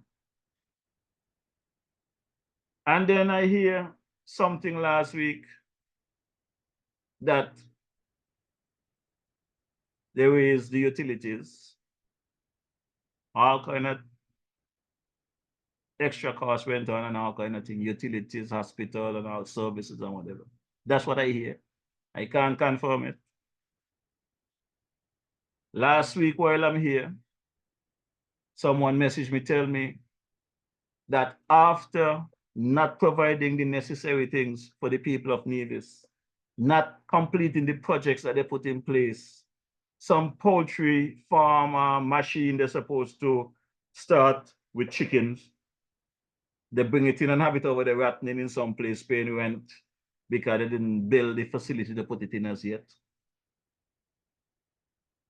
Then I'm hearing that on top of the ways that Premier Brantley, the opposition leader in the federal cabinet here in St. Kitts, he decided that the ways he get in St. Kitts wasn't enough. So he went across to the Nevis Island administration and without consultation, give themselves over their 15% raise, while people in Navis are dead hungry. People over there can't get water to take a good shower. Small business over there suffering. Carbo tell you all that every week. You go to Navis, you got more donkey on the road than people. So the mission of the Premier is not to make the island sustainable, not to create any opportunities for small businesses, not to help people that need help, not to give any breaks for the culturama that people could enjoy themselves, not providing them with any funding, but the ministers who are not working take a 15% increase. Not too long ago, you know. I'm sure you all remember when the farmer administration them gave the raise. The Premier came out and said that he believed in performance for pay for performance, you know. That was his word. He believed in pay for performance. And these people, they in shop hanging out, drinking and not doing their government work and whatever. So they don't deserve a raise. I got me clips them someplace. If necessary, I'll pull them up. But if the Premier believe in pay for performance, where are they performing that well over their needs to get a 15% raise while the people in need is crying? Mr. Premier, Brother Brantley, I know you might think that the DJ is pounding you and pounding you too hard. Partner, I always respect you, always appreciate you the way you carry yourself. But what you're doing to the people of Nevis is criminal. You should be charged for criminality against the people, against the state. But again, it look like that the lawyers and the judges them in St. Kitts, they're not here to represent poor people. They only represent themselves because it's at the top, everybody getting everything. Everybody a handpicked who's supposed to eat. The poor people must sit back. And if they manage to survive long enough for election day, vote for you all again. Not while I'm here, you know, because I'm going to talk the things then. You all have to help the poor people and know. My uncle, Brother Joseph Emmanuel, the Garvey's estate, the Millhouse Guest House. Whenever he spoke to me, he always said to me, Jeff, you're doing a good job online with your show overseas. But you got to be here on the island to see really what's going on and understand. And it was the best advice I ever got, I think, because some of the things that I am seeing, I cannot believe that we, functionaries, we ministers of government, here in St. Kitts can treat our poor people like this. Some of them just don't care. It's clear they don't care. You call them, they don't pick up the phone. And if they pick up the phone by accident, they got some bullshit to give you. They tell you to come and see them. When you show up, they're not available, or they're out of the country. Nothing getting fixed. Nothing getting resolved.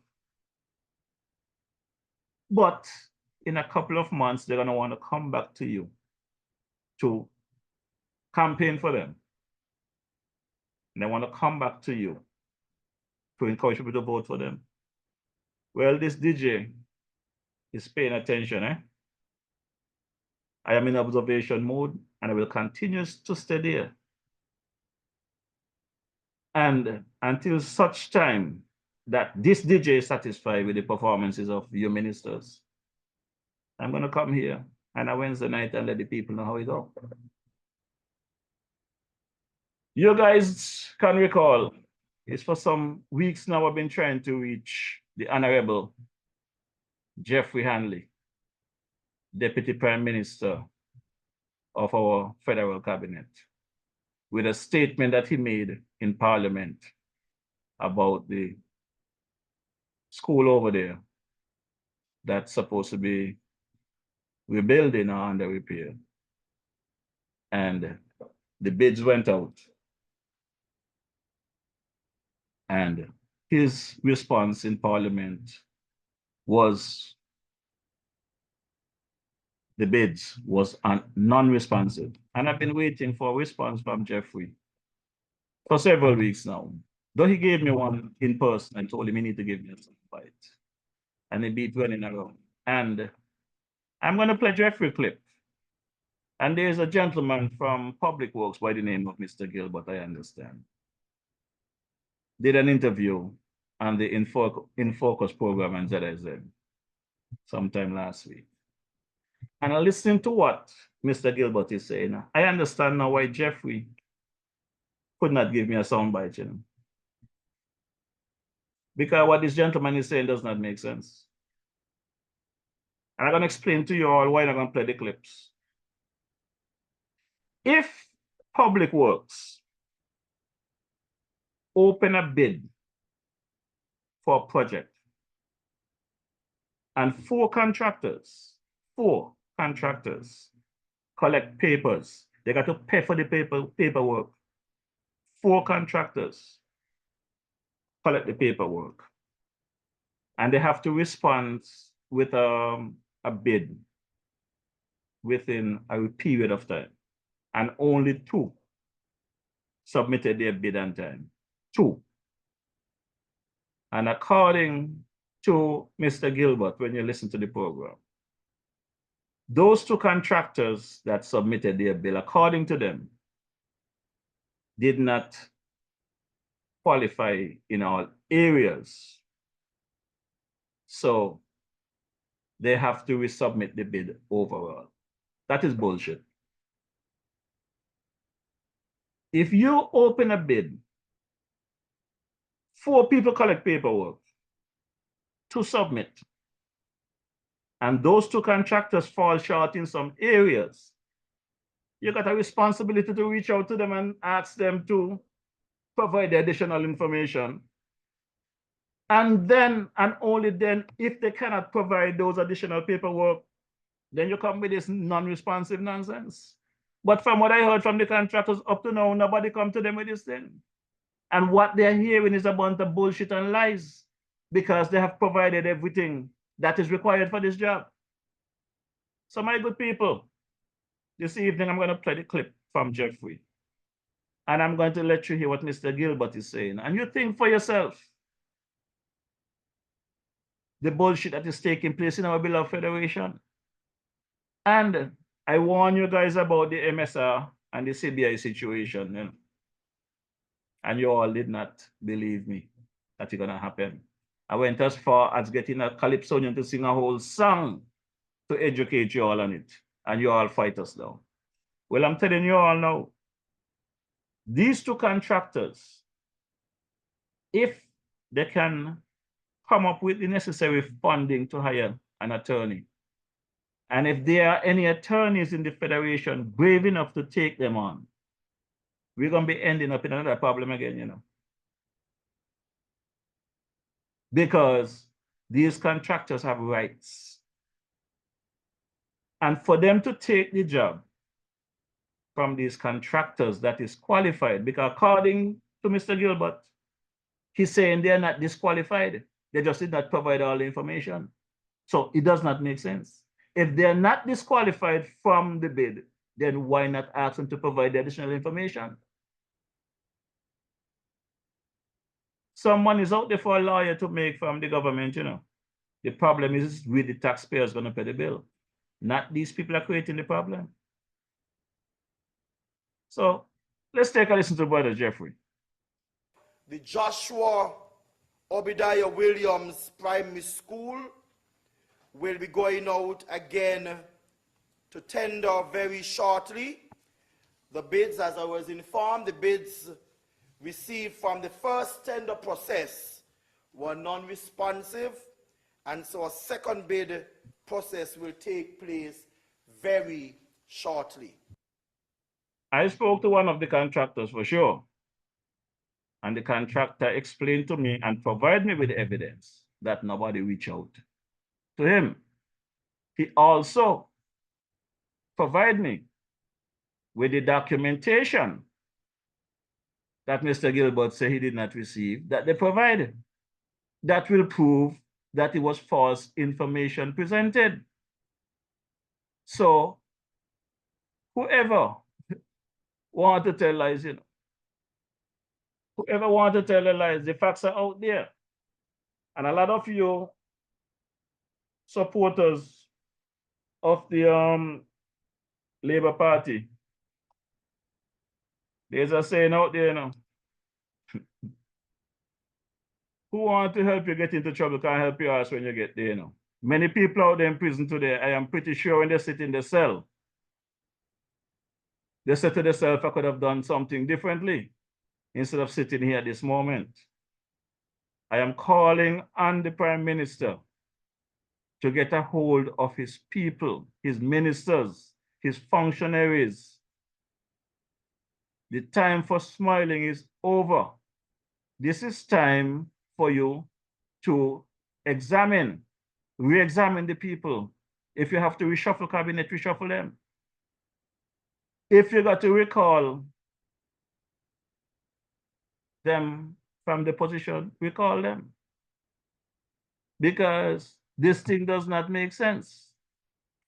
It really does not make sense.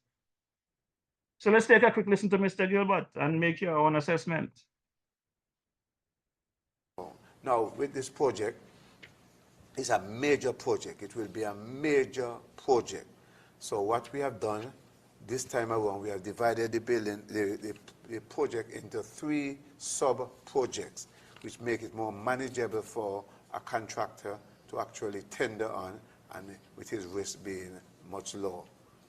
Because it went to tender before, but the response was not exactly what the ministry had hoped for and the Public Works Department. Okay, yes, it went to tender. 4 persons bid, 4 persons collected the documents, and only 2 returned the documents. Now, the 2 which returned the documents, the bids were what we consider unresponsive, not disqualified, unresponsive. Unresponsive means that we asked for certain things, certain requirements were required in the tender document, and they were not forthcoming. So as a result, we didn't feel that they were satisfied, so that we can award them a contract. For example, we asked question about a performance bond. What is a performance bond?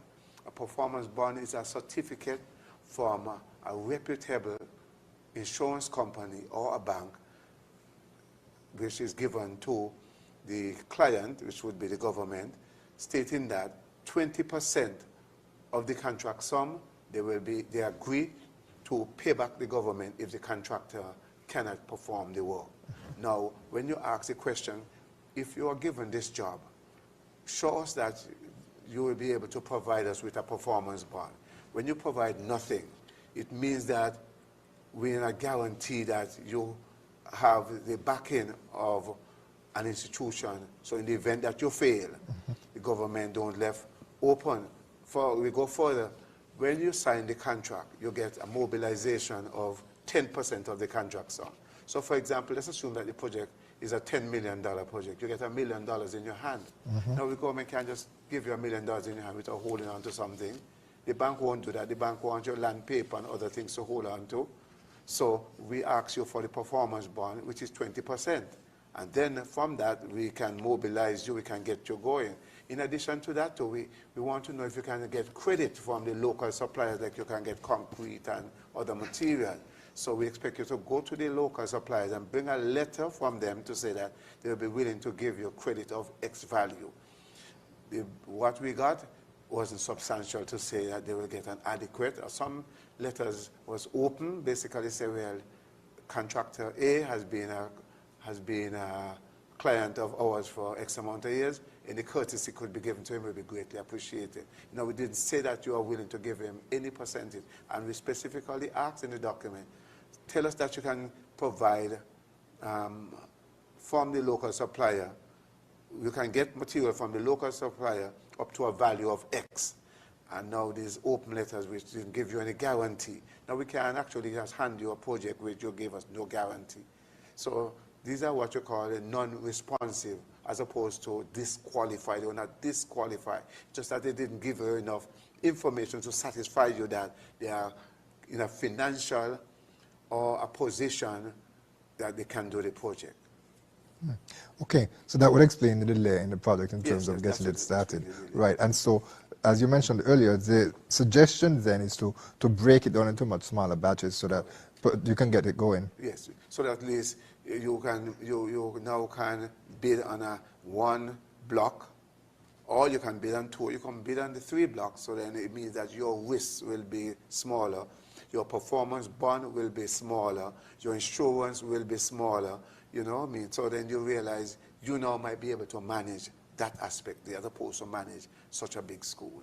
And hopefully persons will again take advantage of the opportunities and recommit. But those who were, the 2 that were successful in terms of the initial stages, those that were considered unresponsive, you said that they were not disqualified. So they will have the opportunity to bid on the blocks. They can bid again. They can bid again on the project. They were not disqualified. Right. Just that what you provided wasn't sufficient, so you can actually take a second chance. Like an exam. You did an exam and you fail, and now you can do the exam. Yes. Right. Okay. So just pay your money again and do the exam. Yes. Right. Well, the situation here is, for some of you, like I said, Labour supporters out there, I'm not going to get into the back and forth about who right and who wrong. But what I'm hearing from Mr. Gilbert, I'll put it in one nutshell, is bullshit, right? If you go out and put out a bid in a small little nation of St. Kitts Nevis, you put out a bid and only 4 people came to pick up paperwork. 4 people had interest in bidding on that job. Only 2 came back with their bids. And you're saying that they're not disqualified. You just need some more information. They should be given the opportunity to get those information. And if it's a fact, because some of the things I'm hearing on the street, it's not what Marisha is saying, what I'm hearing on the street. It's because of certain people who they want to get the job did not get it, are not capable. They want to split it up in smaller bits to accommodate these people. If that is the case, it's bullshit and it's wrong. Because, as they say in the old days, too much hand in the pot spoil the food. You understand? If there's one contractor that is capable of doing this job, naturally you got several smaller contractors out there. Let them do some subcontracts, but one contractor run the job. We need to cut out this political nonsense, stop supporting nonsense. And whoever wants to come on here on a Wednesday night and try to give their opinion is fine.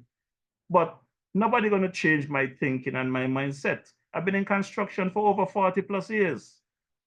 I have seen a lot of things. You need to have someone dedicated to do that job, because if you're going to go to build a school and you're going to give it to 3 separate contractors, one area might be perfect and another area get some shit work. It does not make sense.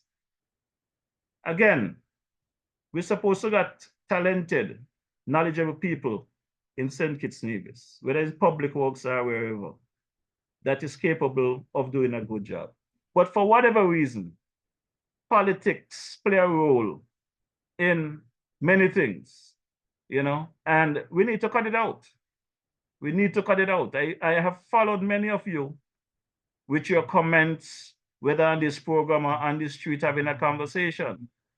Man, it does not matter which government in power. If something is wrong, it got to be damn wrong. You got to speak truth to power and straighten them up when they come short. And I am very disappointed with that explanation coming from Mr. Gilbert when I listened to it. I am very disappointed in the actions of the Deputy Prime Minister, Brother Hanley. He made a statement in Parliament and he should have been able to come back and address the matter. But because he was not confident in what he said, he could not come back and address it. So this poor little guy from Public Works come now trying to what? Make some bullshit excuse to satisfy you. You're not going to satisfy me with them bullshit there. Only the poor man feel it every time. Every time.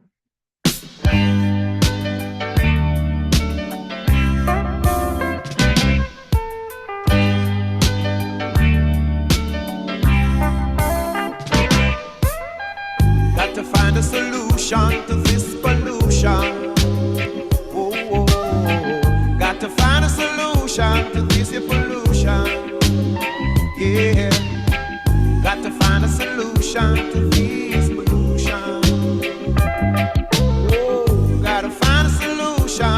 this pollution.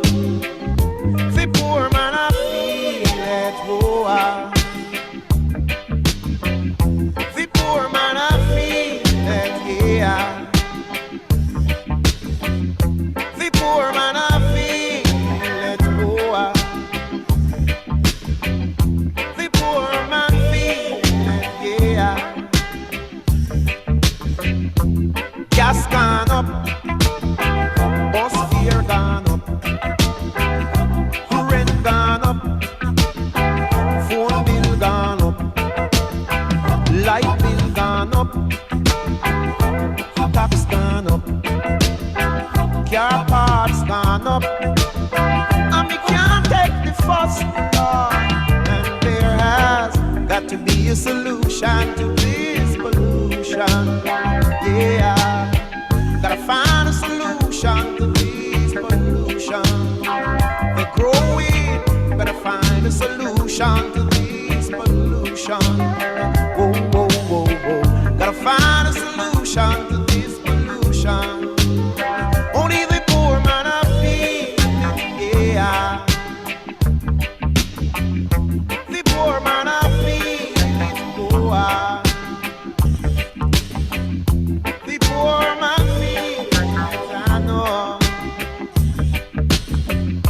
Only him feel it, yeah.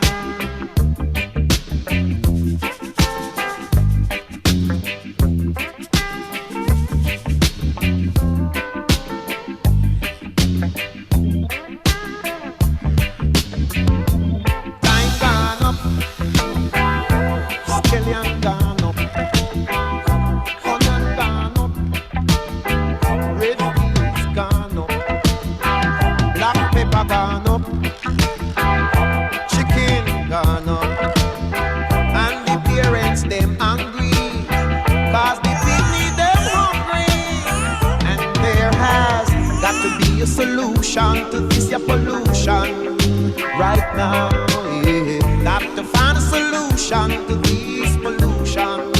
Promises won't help, you got to find a solution to this pollution. We've been waiting for a solution to this pollution. Only the poor man I feel it, yeah. Only them I feel it, oh, only the poor man I feel it, yeah. Only him I feel it, oh, only the poor man I feel it every time. Only the poor man feel it, yeah. Only the poor man I feel it, yeah. Keep on feeling. Yes, but only the poor man feel it. And for those of you out there who believe you are the biggest labor, and you all don't want to hear what I'm saying here on a Wednesday evening, call election tomorrow and see the results. If you all think Marisha alone talking, Marisha only would have one vote. Since you all think it's Marisha alone talking, call election tomorrow. Call election in 3 weeks. Call election in a month and see the result. Many of you, Bob Marley talk about it, you know. In abundance of water, the fool is thirsty because you all have it and don't even realize the power that you all have, allowing these ministers of government to do all kind of bullshit and just quiet about it once they give you a couple of $100 or a ticket to music festival or a drink or whatever. Cut out your all bullshit, man.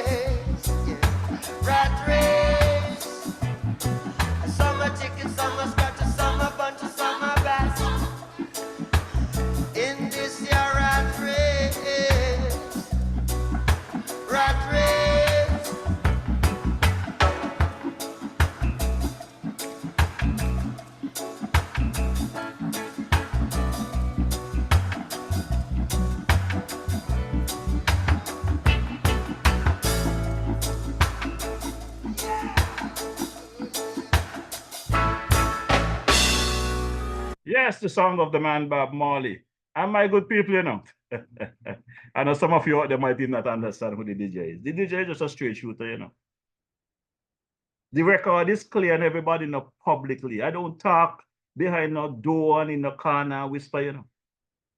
All of you know that I am a supporter of Prime Minister Joe, aka Dr. Joe. Nobody gonna change that. And by extension, I have to support the Labour Party because they are in government. Dr. Joe is the leader, and I have to support them.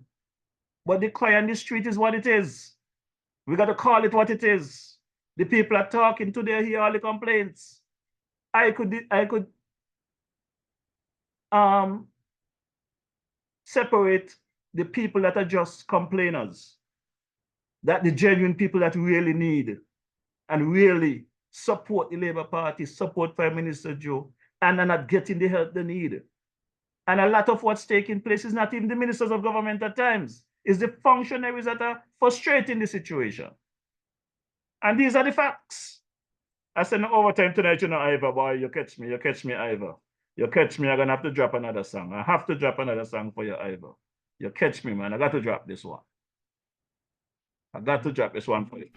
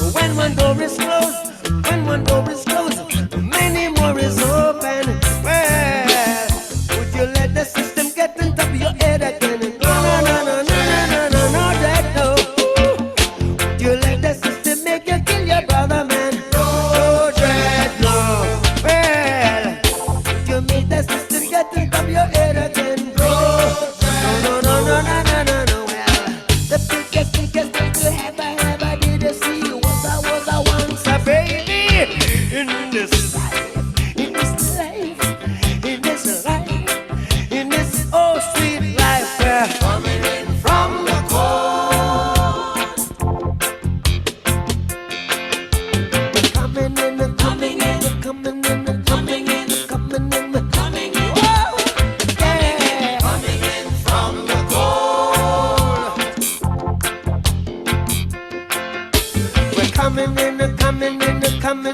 coming in.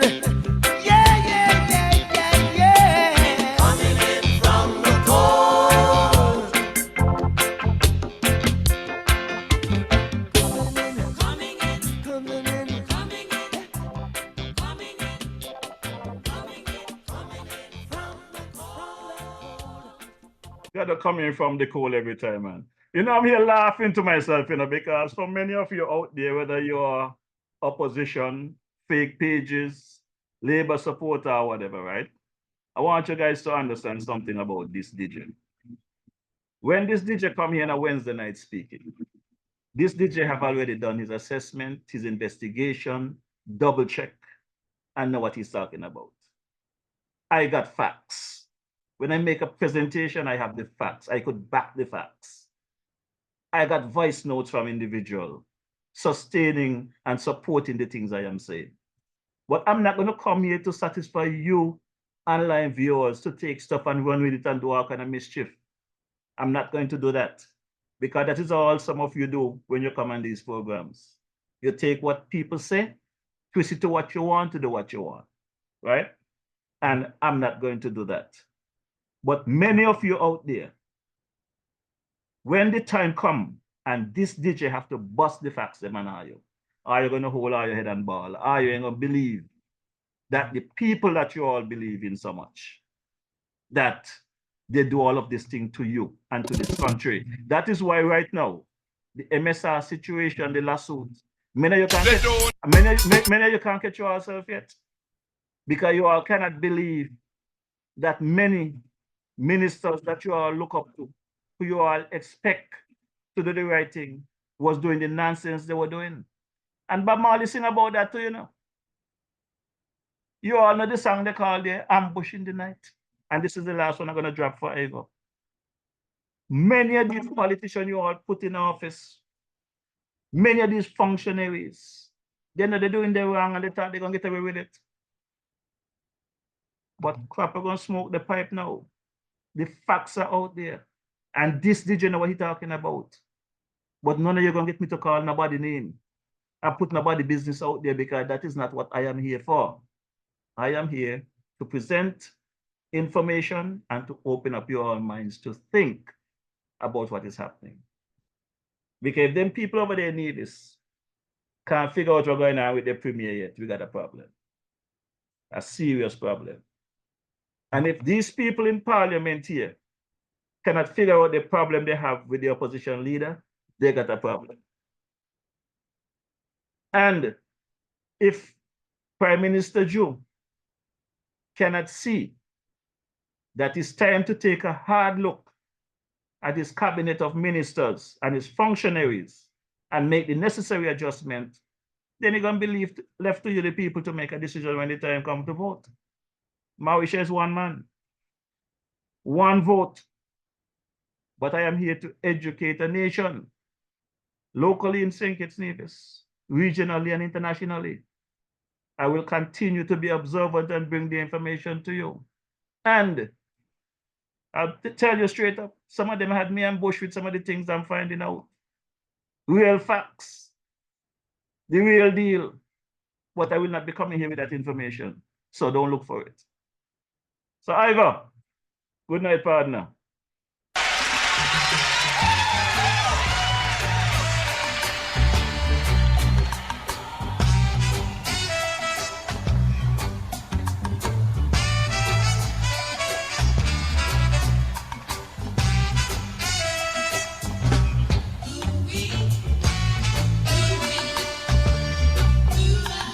See them fighting for power.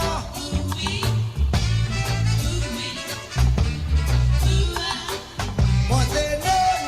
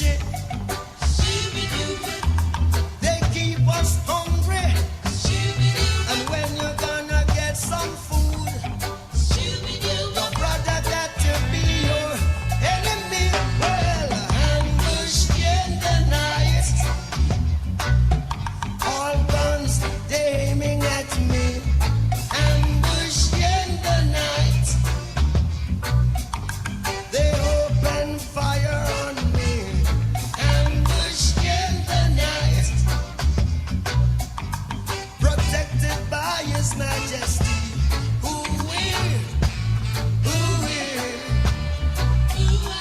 See them fighting for power.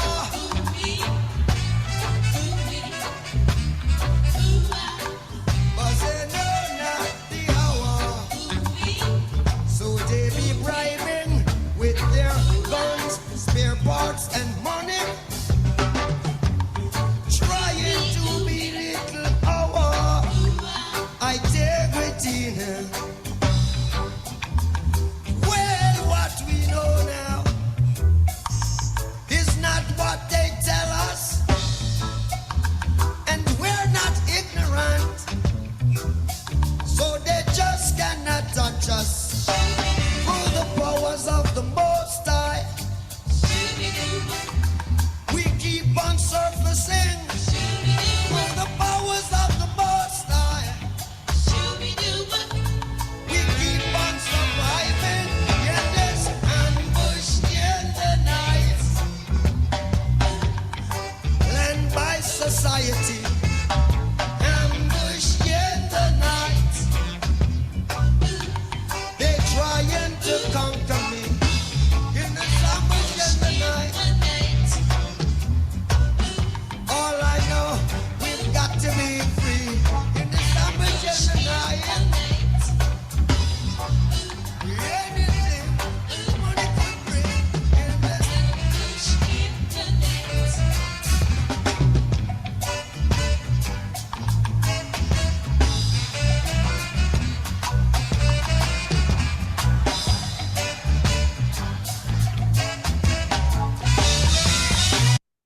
Yeah, my good people, the struggle is real.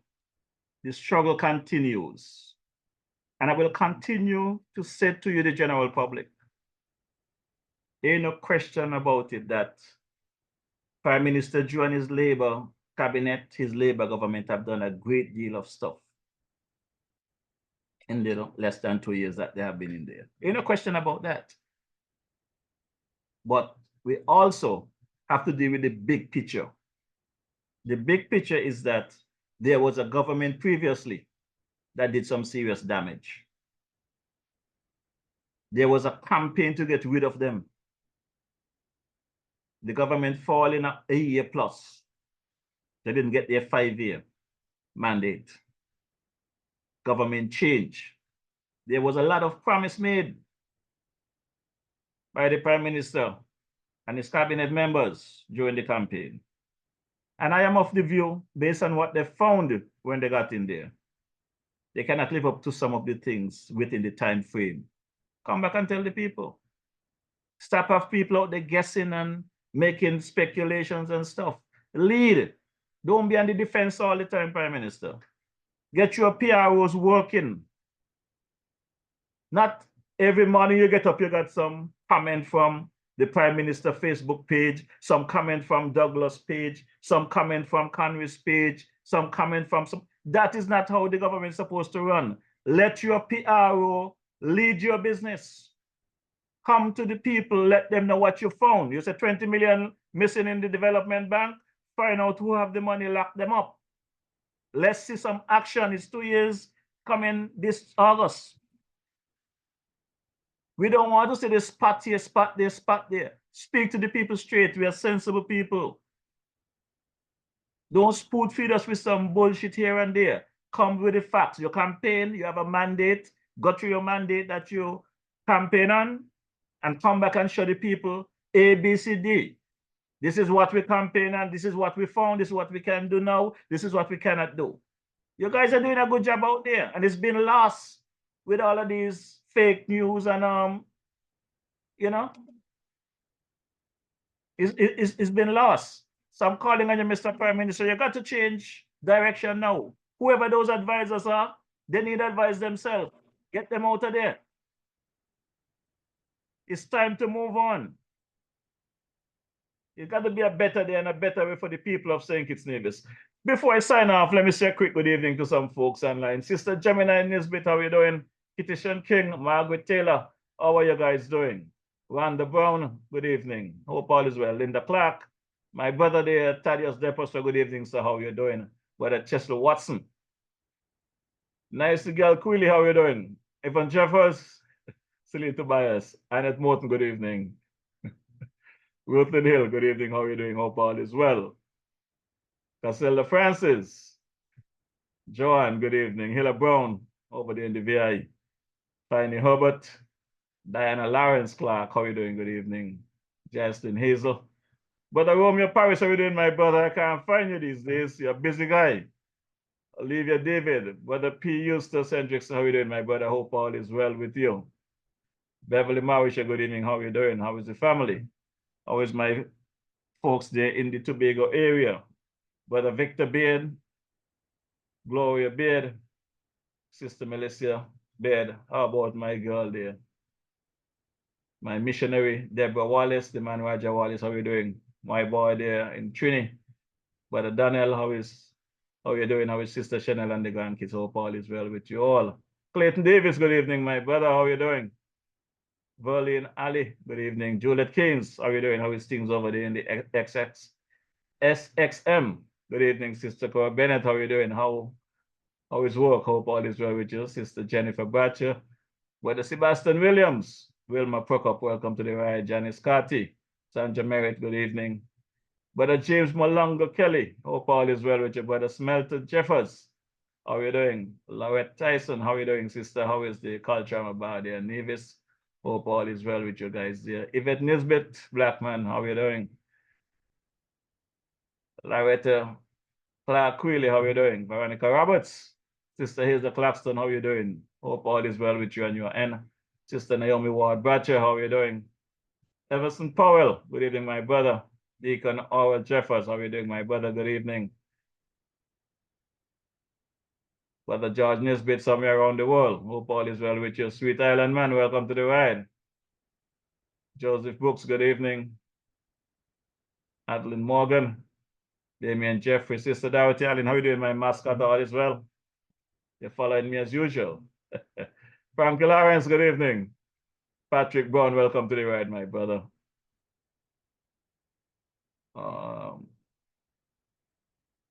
I can't call out his name this evening, my brother. I'm just trying to pick out a few here while I run to Sister Ann Farrell Smith. How are you doing? Hope all is well with you.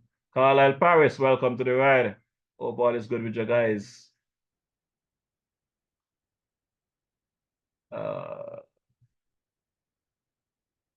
Too much names to mention this evening, folks. I'm on overtime. Iona Dore, good evening. Patrick Brown. Sister Sheila Barrett, hope all is well. How things going with you and the folks there with the passing of your nephew, Brother Dexter Tyrrell. Hope all is going well. Petty Line Carey, Brother Ivor Henry. How you doing, my brother? How you feel about the West Indies getting knocked out of the T20? Emil Walters, good evening, welcome. The man Melvin Herbert, how you doing, my brother? How is the man there, Cardell Walters? Hope all is well with you guys. Want to say good evening to my daughter there in the Ohio area, Sister Rochelle Marisha. How are you doing? How is the grandkids? Your brother is on St. Kitts hanging out with his dad. Welcome, brother Jeffrey Marisha Jr. How is Sister Jazz doing? Hope all is well. Brother Luther Kelly, how are you doing, my brother? Welcome. Julian and Griffin, the man Julian Pemberton, how are you doing? Good evening. Brother Jeff Pemberton, how are you doing? Hope all is well. The man Django, how about my boy, the man Elvin Ellie? How is the wife? Hope all is well with you guys. Everson Harris, how are you doing? Hugh Coleman, hope all is well with you. You know, next week, Wednesday, is gonna be the 3rd of July. Will be the homegoing service for my adopted dad, dear friend, confidant, everything. The man Alman Hutchinson, aka Jerry Carty, over there in the UK. So let me just give some quick information for your folks that intend to come out and support the service. So his service will be held at 11:30 a.m. It's gonna be the Aston Parish Church there, Whitten Lane in Birmingham. The zip code is B6 6QA. The interment will be at 2 p.m. at the Handsworth Cemetery, Oxhill Road, Handsworth, B21 8JT. And the reception, we call it here, the after party will be at 4 p.m. at the reception hall there at the Parklands. You know the Parklands? Park Road, zip code B185HE. So we invite you to come out and celebrate with the family the life of the man, the late Alman Hutchinson, aka Jerry Carty. Next Wednesday, 3rd July 2024. Service starts at 11:30 a.m. and that will be at the Aston Parish Church, Whitten Lane, B6 6QA. Interment 2 p.m. at the Handsworth Cemetery, Oxhill Road, Handsworth, B218JT. The repast, reception, after party, whatever you guys choose to call it, will be at 4 p.m. at the New Parklands Road. That's B85HE.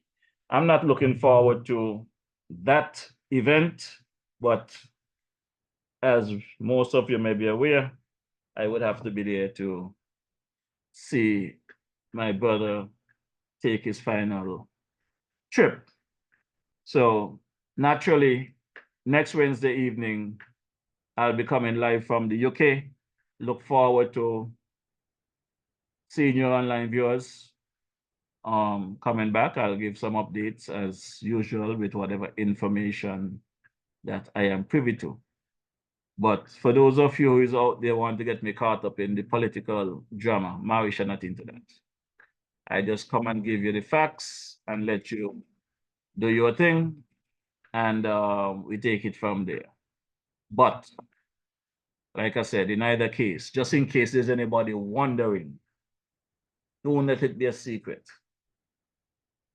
I support Prime Minister Joe, and by extension, I have to support the Labour Party. They're in government, but that doesn't mean that the cries of the people on the street I'm supposed to ignore. I am bringing the message of the people to you. The facts are out there. Whether Marisha say it or not, it's there. We have to deal with it, all right? So let's just show some love, empathy, sympathy, whatever it is. Let's do what we have to do for our people. For those of you who will have the luxury of going out and party for the next 3 days for the music festival, please do it in a safe manner. Let us try and keep it crime-free, incident-free. And for those of you who might see my son and my nephew, brother Michael Venzen on the road, they are two young men. They don't mean any harm. They're here to enjoy themselves. Please keep an eye out for them, support them, and DJ Marish will appreciate that very much. They're only here for a few days. Let them get back to their respective destinations safely. We don't want any casualties in the family while I'm not here. They will be here enjoying themselves. So please look out for them. And on that note, let me big up my fellows there down at the Island Purified Water. The real water people in Newton Ground, the man Brother Powell and his team there, the man Scatter. Thanks for keeping the DJ hydrated when he's in the Federation of St. Kitts Nevis. Thanks for being a real friend and keeping the flames burning here in our beloved Federation. So let's take a quick listen to Brother Carbo just before we get out of here. Cabos, located at Fountain Village in Nevis, is the go-to spot for your Saturday treats. Tantalize your taste buds with his delectable Cabos Delicacy Goat Water. Or, if you prefer some soul food, then Cabos Fungi and Fish is definitely the way to go. Call ahead and reserve at 869-663-9694. Then make your way over to Cabo's and enjoy the vibrant atmosphere while you savor your delicacy. Cabo's, we are not changing, we are only improving. Food all over. Food all over. You got the food all over. Yes, Brother Carbo can be reached at any time. He does deliveries in Nevis and Anson Kitts, and he's available to cater for anything you want. He just came down last Sunday and bring down a big pot of goat water. People them said that was best goat water they ever have. So thank you, Brother Carbo, for continue taking care of your people. Lovely guy. Let's take a listen to Sister Carmen. Girl Sandra, you know where you can find nice fresh local food 7 days a week, one provision and all kind of thing. Girl, where? Right down there by Shellings, by Carmen Catering Services. Girl, she opposite the bus stop. Girl, and she also cater for weddings, parties, anything you want to cater for, funeral and all.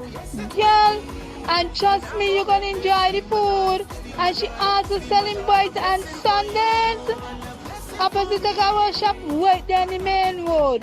Girl, you could call 665-1494 or 663-6005 to order your food or go and pick up your food. Girl, the food will be finger licking and you get your money worth. You ain't want nothing better than that. You're correct, and Carmen also does delivery here in the Federation, and you can check it there on a Sunday over there in Boyd's Village at the bus stop, right across from the Agawa shop. Lovely lady, lovely personality, lovely food. Check out Sister Carmen. Let her know DJ Marisha sent you. Let's take a quick listen to my boy, Brother Malvern Gums from the Spectrum Band St. Thomas. You know, he always tell you like it is. Hey, this is Malvern from Spectrum Band, and you're listening to DJ Marisha, playing you the best in Caribbean music. Every time, every time. Hey, this is Malvern from Spectrum Band, and you're locked into DJ Marisha. Keep it locked. Right there. Wednesday evenings are heating up. Log on to DJ Marishall's Facebook Live broadcast every Wednesday evening from 6 to 8 p.m. It's a frank and candid exploration into the social, cultural, political, and economic issues affecting our federation. And just in case you missed it, you can also catch the broadcast on his YouTube channel, DJ Marishaw. Subscribe to the channel on YouTube and smash that bell. You will be notified whenever he goes live.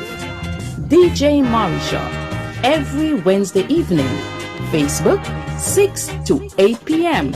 or thereafter on his YouTube channel, DJ Marishaw. Log on.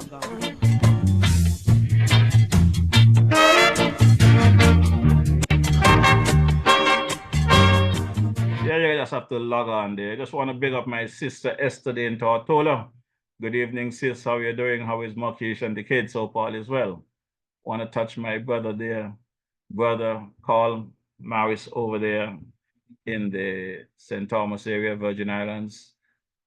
Hope all is well with you following the funeral of your brother. Also want to touch Sister Val Alicia Maris. How you doing? Good evening. The man Avon Brown, Sour. How you doing? How is Patsy Brown, my Ralph and crew? My uncle there in the St. Croix area, brother Eustace Hutchinson. Hope all is well with you.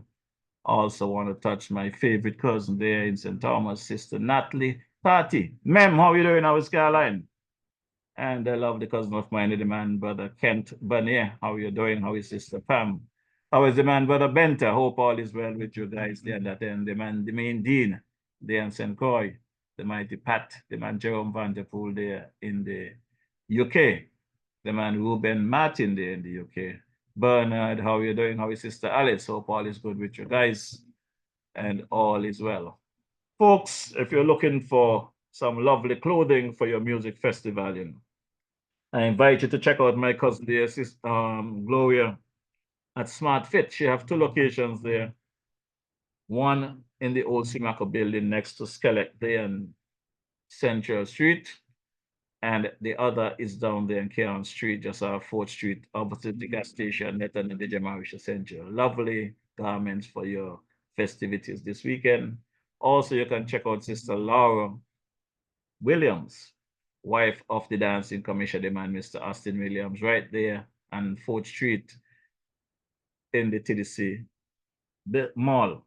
Check out them at the Jamarisha Center. And my brother there, Brother Warren Bradshaw, you know, he's going to be steaming up the place for the music festival. He's right there in Central Street, right on 4th Street as well, letting the DJ Marisha send you. Don't forget, folks, while you're in town, there is 3 restaurants I would like you to check out in town. There's one called Alfredo's there on the Bay Road, heading up towards Newtown there. A variety of good food, local drinks. Check them out. Lovely chef. Tell them DJ Marisha sent you over there at the Alfredo's. I think their hours are from 11 to 3. So you got to get there early if you want to get a good taste. But I would advise you not to leave the Federation without you trying eating at Alfredo's. Also, over at the Frigate Bay area, my brother Michael Clark there, the Jamrock. Check them out. Make sure you don't leave the Federation without getting a lunch or a dinner from the Jamrock restaurant. And to top it off, the highlight of the area is my brother Marshall's up the hill there in Frigate Bay. Just tell Marshall's DJ Marisha sent you. He'll make sure that you're treated as special as he would treat me. Once you mention DJ Marisha, you get first-class treatment.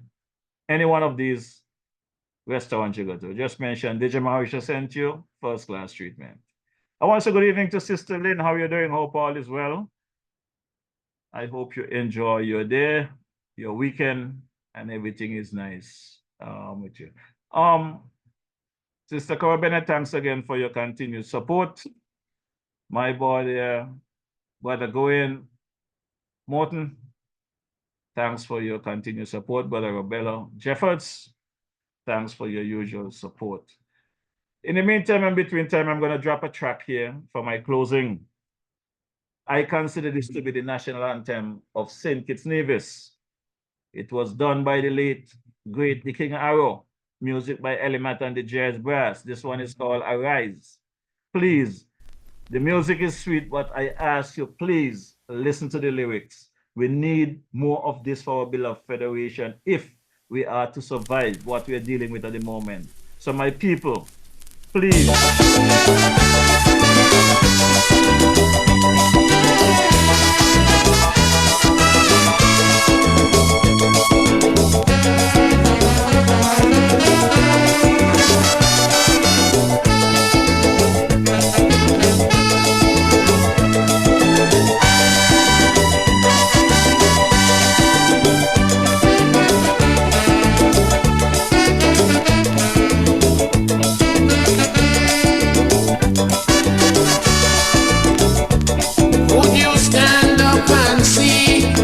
Country dying and never lend a helping hand. Would you see your children's future dwindling, creating much disillusion? Or would we watch on idly, disregarding our self-sufficiency? Maladministration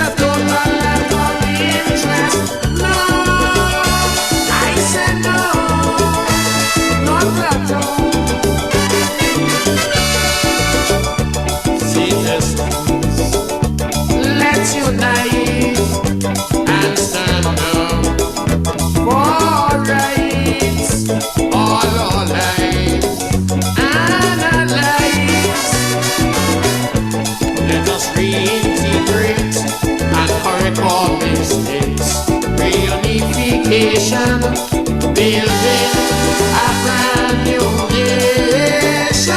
We move on together hand in hand. Rise, citizens, arise. The country is yours, all yours, still yours.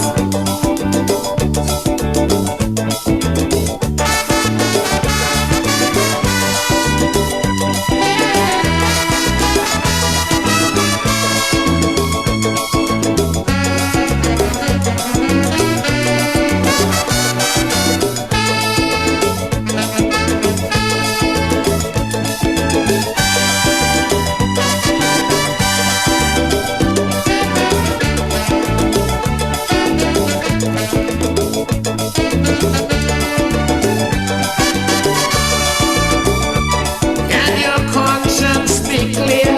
Indulging corruption or misusing public office, being accused of unemployment and crimes, or disrupting a citizen's peace. Oh, my country in disharmony, separated politically. Hatred for a brother, cannot love each other. No, I say no, not at all. Citizens, let's unite and stand up for rights, all our lives and our lives. Let us reintegrate and correct our mistakes. Reunification, building a brand new nation. We move on together hand in hand. So arise, citizens, arise. The country is yours, all yours, still yours.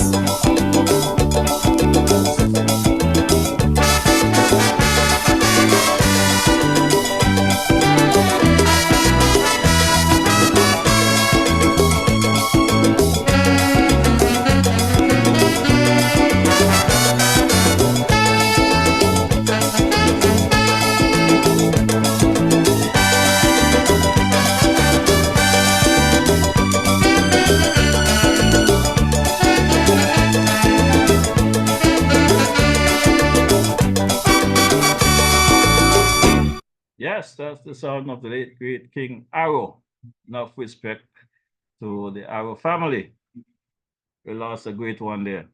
I want to thank my engineer there, the man brother Ike out of TNT, based in the Brooklyn, New York area, for keeping this program going for some 3+ years. We'll be celebrating our 4th season in November, so look forward to that date to have some celebrations. I also want to big up my boy, brother Kent, the man Lord Kent. How are you doing? How is Sister Debbie?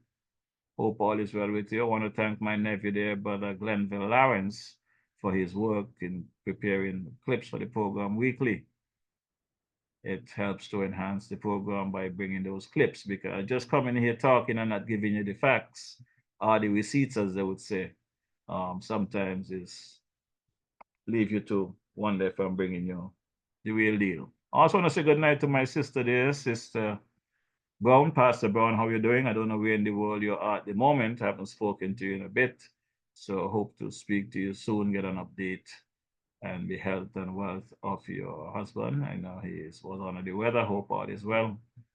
I look forward to speaking to you. I also want to say good evening to my godmother there, Sister Joyce Bedford. How are you doing? How is Mr. Bedford?